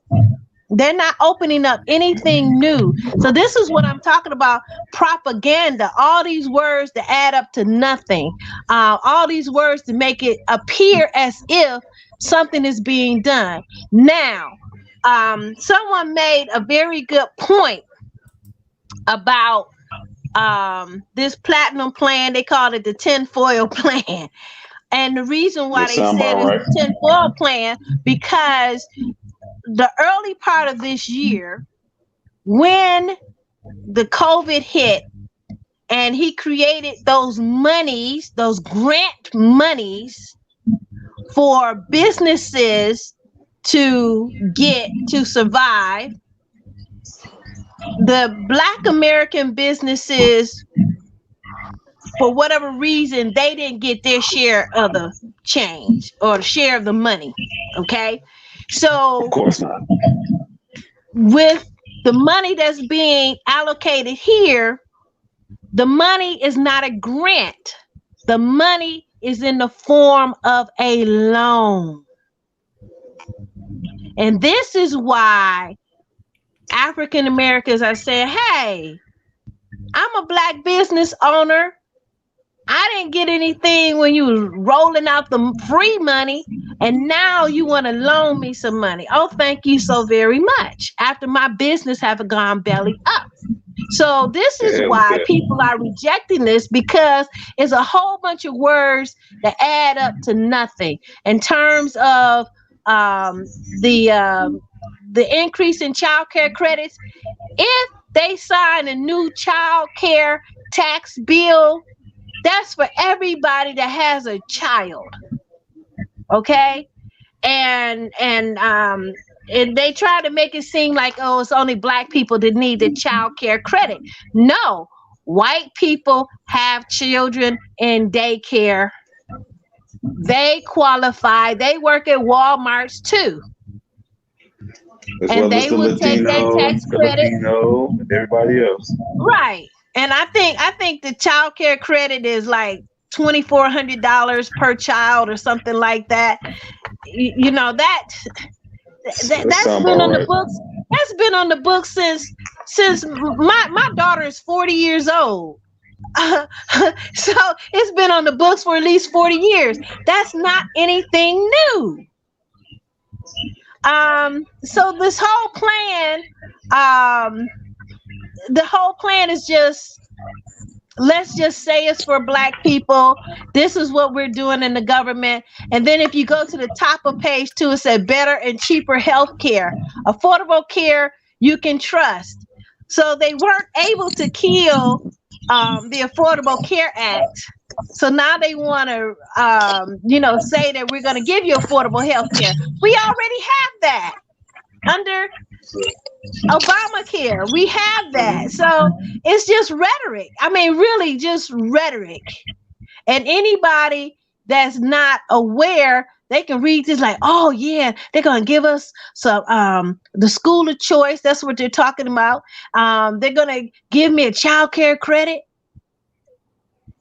They're going to give me this and I'm going to get a Pell Grant. These things have already been available.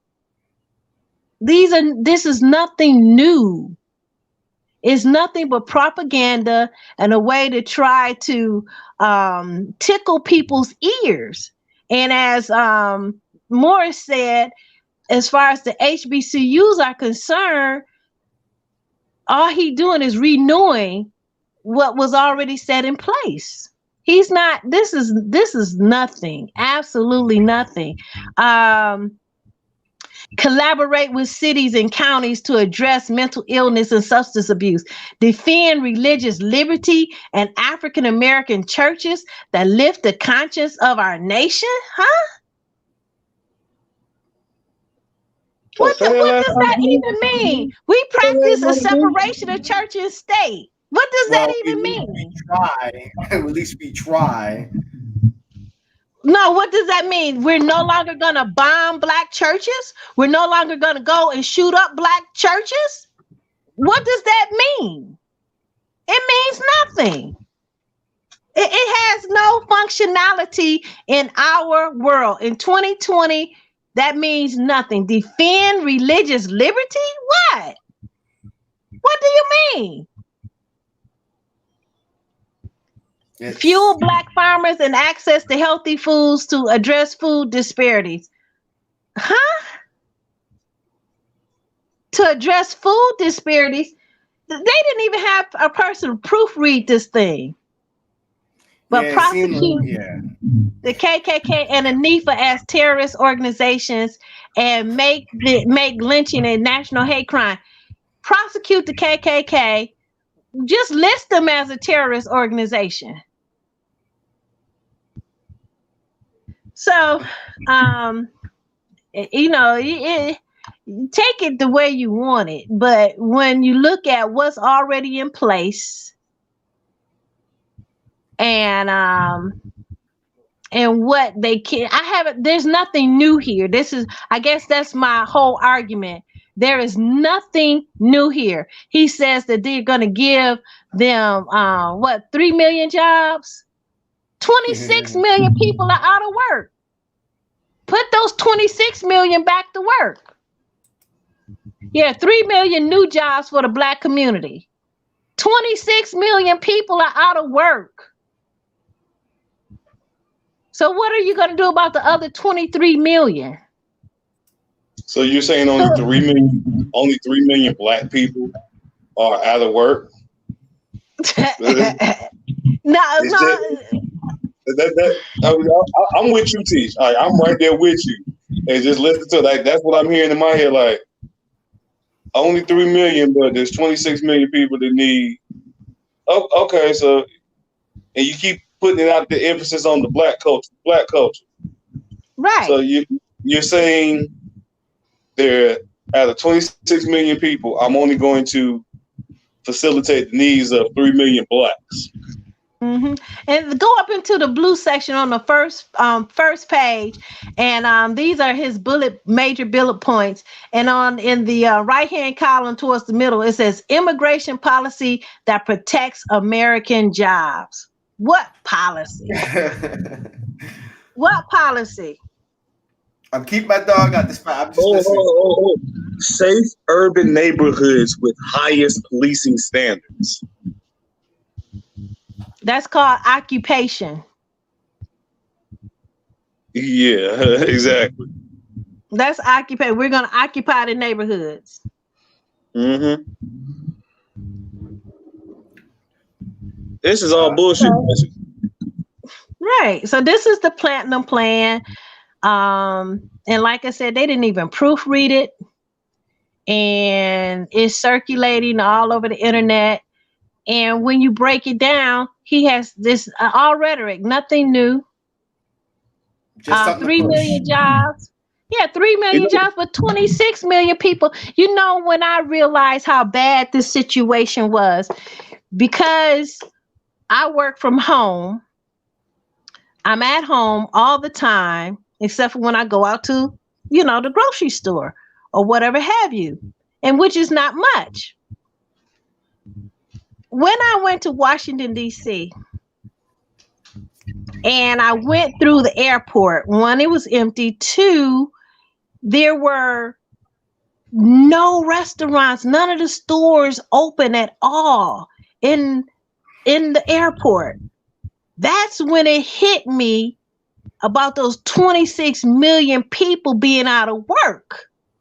Because, you go to Walmart, it's full. Everybody's working at Walmart. You go to the grocery store, it's full. Everybody's going to the grocery store. Mm-hmm. I wasn't going to all the other places to see all of, everything shut down and closed. And so when I got to the airport, it looked like I was in the Twilight Zone. Where are the people at? Where are the stores? None of the stores are open in the airport. And when I got to Washington, D.C. and went to the hotel was all boarded up and everything was, all shut down. And I'm like, wait, a lot of people are out of work. A lot of people are out of work. A lot of people are hurting. 26 million people are out of work. Some people jobs closed down. My daughter-in-law, her job closed down, won't reopen. And there's a lot of closures. Yeah, and there's a lot of new things opening up.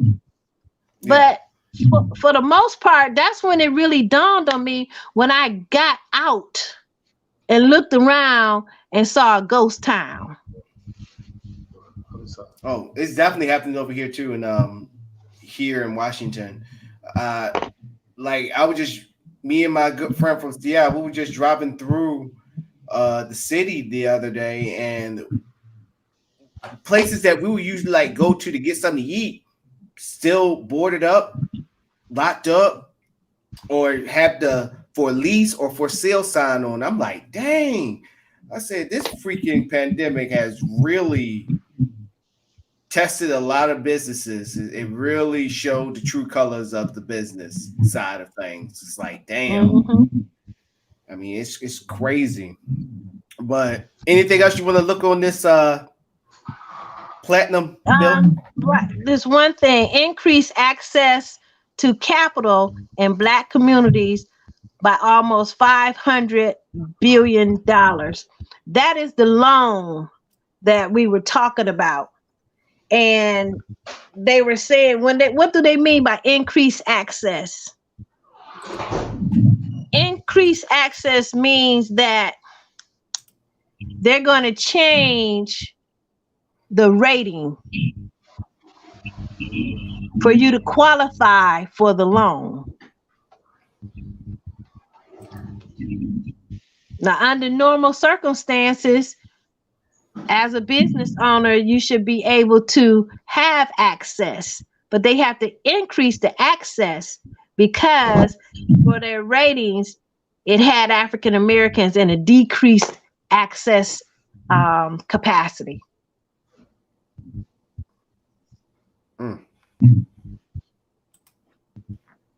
Well, damn. Yeah. Talk about a dissection. Anything else? Anything else you need to see on here? So I can. No, that's basically it. I just, I was just.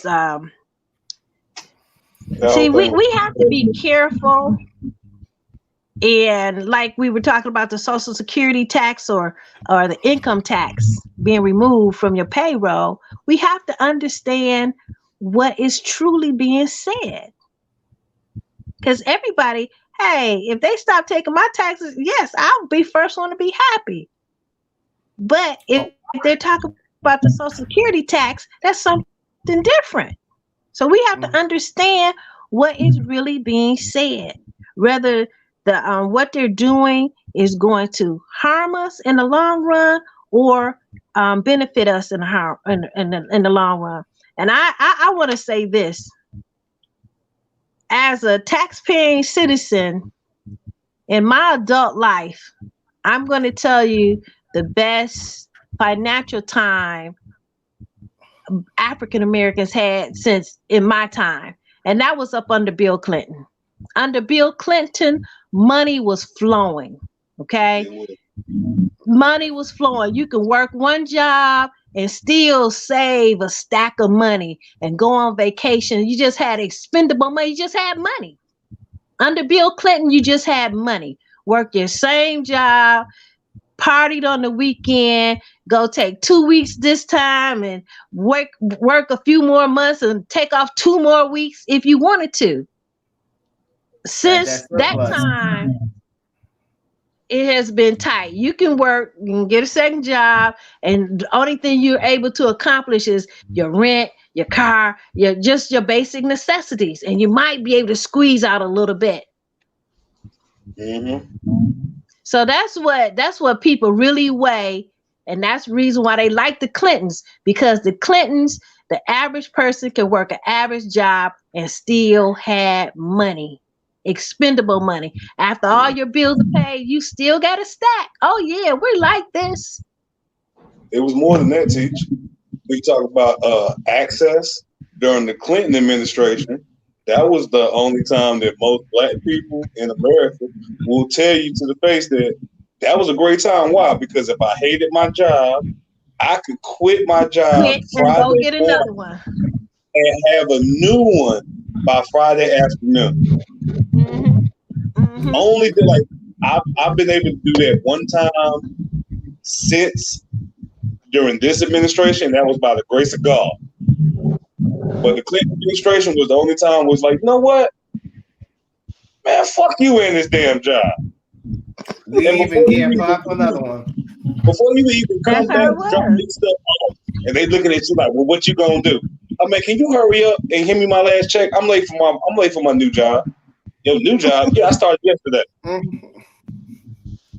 Mm-hmm. So can you hurry up, get my check, please? And let me get number 5 with curly fries. Thank you. Mr. O, please do not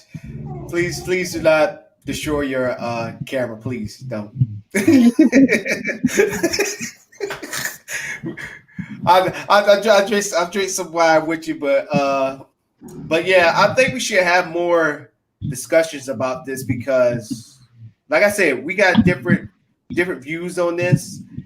We have to educate and then teach. You're part of the census, and people don't understand the census. But we're gonna save that for Wednesday. I want to continue this. Because definitely with the young age that's coming out, what they call it, Gen X, Generation X, whatever they want to be called nowadays, we have to give people a better understanding of voting, what they're voting for, the policies, and all that stuff. We can agree, all of us can agree on that point. And understanding that either if you vote Republican, you vote Democrat, or you vote progressive, you vote libertarian, I don't care. We don't want you to be that in the middle. We don't want you to be that undecided. Honestly, to tell you the truth, you should not be undecided during these times. Period. You should not. People sit there and say we going into a world where, I gotta be on this side, you gotta be on that side. I'm here to say yes. Yes. Because at the end of the day, yeah, unfortunately, but somebody's literally going to ask you. It's going to be like that one kid that when a fight's happening and you're just walking on by, you will get that punch, or somebody going to grab you like, who you with? Or you that one kid that's wearing nothing but red and you going into a Crip neighborhood and they say, who you rep? Like, boy, what you doing over here? And gang signs be all thrown up. Yeah, what's up? Yeah, what's up, blood? So, so yes, we are in times where you should not be undecided. I don't care. Like I say, I don't care if you lean Republican or you lean Democrat. This is time where you should not be sitting on the sidelines. You should know who your side is and stick with it. And that's what I can say about that. And I know that we all can agree on that one. So, but other than that, we're at the last portion of the show. About to head off into our final thoughts. But first of all, let me go ahead and shout out to our sponsor, RealCheddarBoyPopcorn.com. Once again, he got a new flavor out, y'all. He got a new flavor out. Cheddar cheese pizza. I'm going to try that sucker out. Y'all can go on his website that's strolling at the bottom, RealCheddarBoyPopcorn.com. Cheese pizza. You know what? I'm hungry right now. I'll probably just after the show go and order one. Then also another great sponsor to support our show to keep us going. I've been flagging the merch right here, baby. Go ahead and get your cup on teespring.com. That's sliding down right here. Still, our promotion is still up. Free shipping all the way till the 30th of September, basically till the end of the month. Free shipping. Teespring.com/store/paid-to-black-store. Free shipping all the way until the 30th of September. But other than that, everybody ready for the final thought? I don't want to leave y'all. It's been a great conversation. But we got Wednesday, though. We got Wednesday. We got educate people on this election that's coming up and what to look out for and to understand it more clearly. But any alibis before we head on to the final point? No. Teach. I have one. Mm-hmm. I tell my students, read, and reread. That's it. I covered that. Johnson, anything?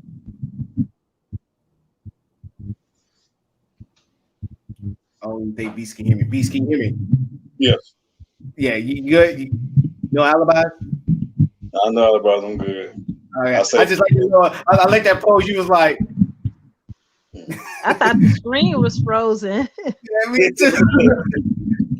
All right, so let's go ahead and head on to a final thought. But first, don't forget to support the show.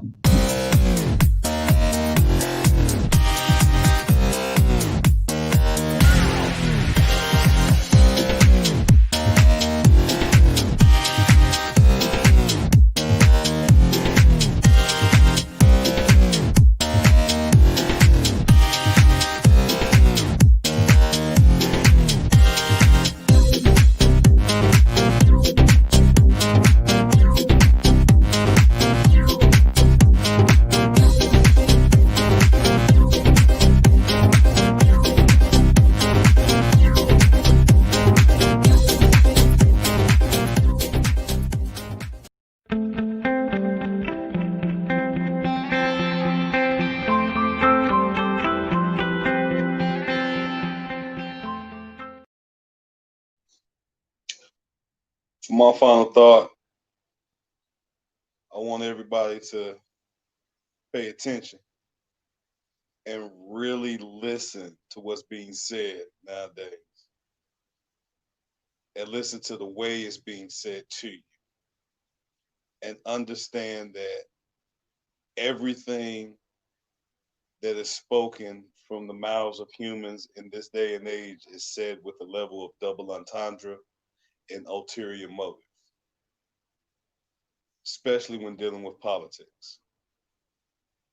Do your due diligence and educate yourself. Do not allow one candidate to tell you or sell you a pitch that they're all for blacks, while another one sells you a pitch that you're not black if you don't support them.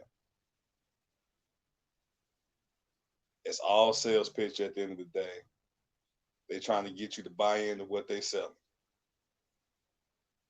Do yourself a favor. Do your wallet a favor. And educate yourself. We can't afford no more late night impulse buys. We can't afford no, I like the way that they talked to me and what they said, so I supported them. And now you're not happy and you stuck with a bill you don't want. But they were nice when they said it to you. No, we got to stop that. Just because they tell you what you think you want to hear doesn't mean that's exactly what they're trying to tell you. So use these ears now. God gave us 2 ears, 2 eyes, and only 1 mouth, because we were expected to hear and see more than what we speak. I'll leave that as my final thought. Hope everybody enjoyed the show. All right, my final thought is this. I'm just going to piggyback off of what Beast Johnson was saying, and I want to be like this. There's nothing wrong when you say you don't know. There's nothing wrong with that. So that's why I decided, with the elections coming up, to talk more about the elections, to talk about the ballots and all that stuff. Now, we're not going to know every single thing because it varies from different states to states, but educate yourself. There are a lot of things that I don't know about. There's a lot of things that Beast Johnson probably don't know anything about, or Mr. O, or Teach. But we're not ashamed to say that. That's what makes us better. Get us more educated. Yes, you're not expected to know everything. As me as a host that has different people that comes on this show, I learn something new every day from everybody. Don't always expect that you should know everything. Be willing to learn. Be willing to do your due diligence, as Beast Johnson said, to go and put in the research, to look it up. And to what Teach said, read, and reread. Me, I just take it one step further. Just learn something. Take joy in it.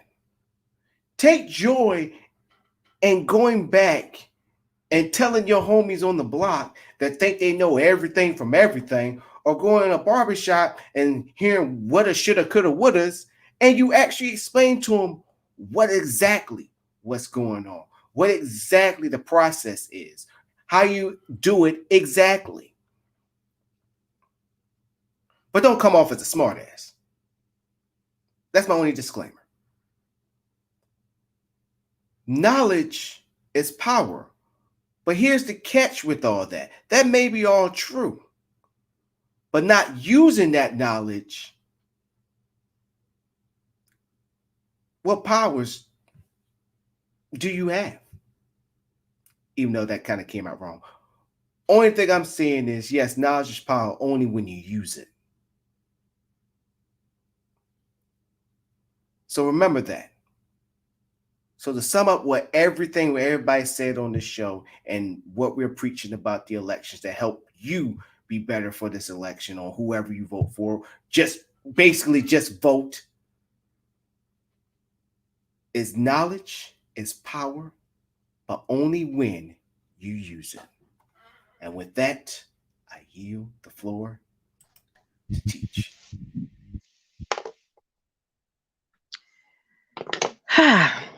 Interesting conversation.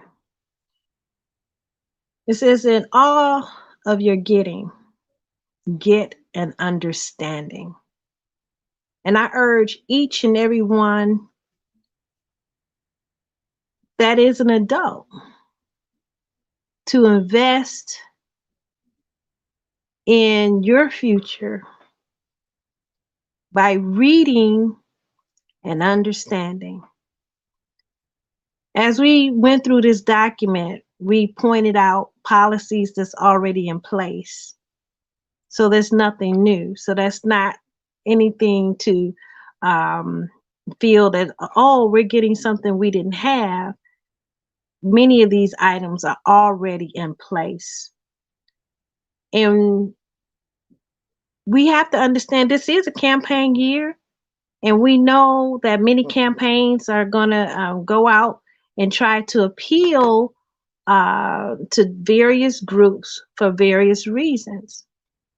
And I just ask that if you're Republican, if you're liberal, or Democratic, that you just read and come to an understanding. Understand what is being told to you so you can make an informed decision and make the best choice for our government.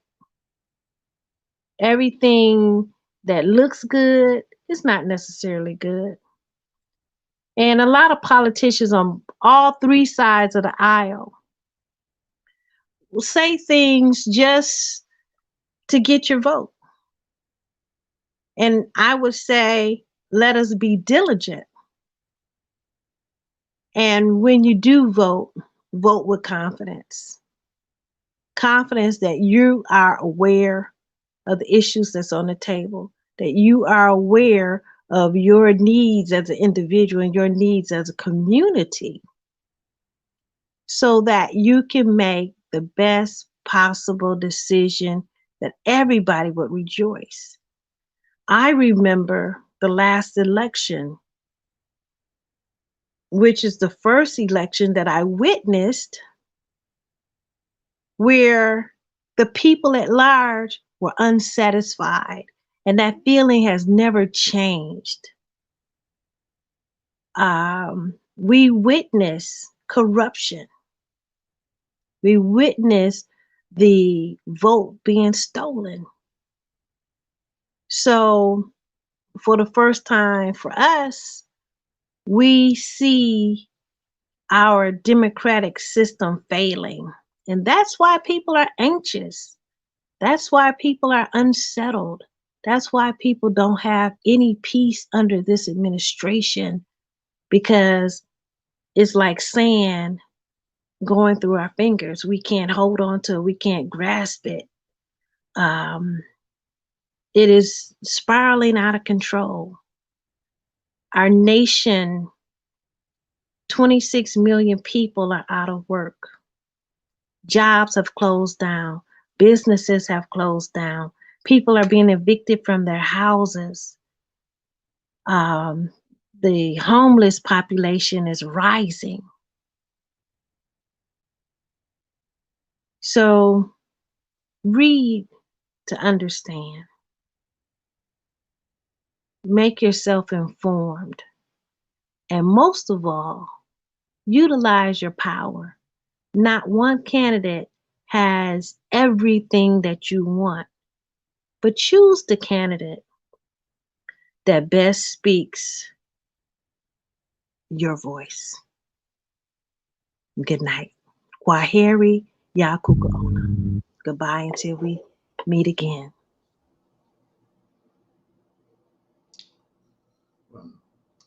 I am of the opinion that you should vote. But before you vote, listen to all the offers. When any of the offers knocks your door, throw out a question to them. Ask them where you think you are not benefiting. Let them offer you. And based on the different offers and those who convince you, then go and vote.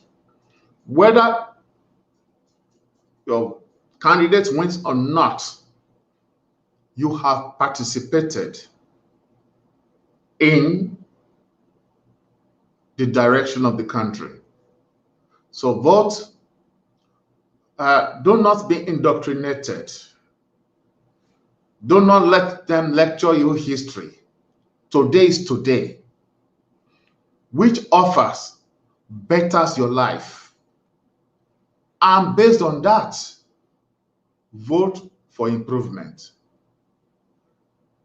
That is all I have to say. Amen to that. To everybody saying all that stuff, I think Teach got a little bit of issue with the camera. But other than that, first of all, thank you to my panel. Thank y'all. Thank y'all. Thank y'all. It's a privilege to have y'all here. Spread your knowledge. And I didn't realize until now, this is the old gang. It's been a while since we did a full show with the old gang. I didn't even caught. I just caught that. I was like, hold up, wait a minute. Why does this look familiar? I was like, oh snap! This is where it all got started. That's square one. Yeah. So, and then also big shout out to McCary and to Pearson. She was Person's person. I don't know what to say. Person for tuning in, and also all of everybody else who be tuning into the show. Thank you so very, very much. I think she's about to head on out. So let me go ahead and make this fast and quick in a hurry. Thank y'all for tuning in. Are we good for Wednesday? Yes. Wednesday. I'm good for Wednesday. All right, cool. And I actually like this new time slot that we have. So this is great. So Teach gets to come in and all that stuff. So that's good. But like once again, she's back. So. And also, this is a good time slot for Teach to come on in, so that's great. So, Teach, are you gonna be good for Wednesday? I think so. Yeah, because it's still the same time slot. The time slot's still the same. Yeah, I think Wednesday might be. I don't know. Today it rained, so I don't know what's happening on Wednesday. So, but if I can make it, I will. Yeah. So hopefully on the next show we can. Teach, I want you to touch on the census because I think as Black folks, we don't know too much about that. And knowing that when we register for the census, it actually help out with funding and actually help out with the community and also deals a lot in politics as well. But till then, ladies and gentlemen, it's time for us to head on out. Once again, thank y'all so much for tuning in. Don't forget to tell your friends, your family, everybody that cares for their people and just cares about politics or need to know about politics, have them tune into this show. On behalf of Anita Job, aka Teach, Mr. O, as well as Beach Johnson, and then me, your host, Donnell Elamonte Morris. Thank y'all for tuning into another edition, another installment of hashtag Fade to Black. It's been real. Y'all have a good one. You too, man. See y'all later. All right, have a good night. And thank you, Keith. Have a good night. Once again, there's a disease out there. Wear a mask, y'all. Hand sanitizer. See you Wednesday. Catch y'all later. Bye.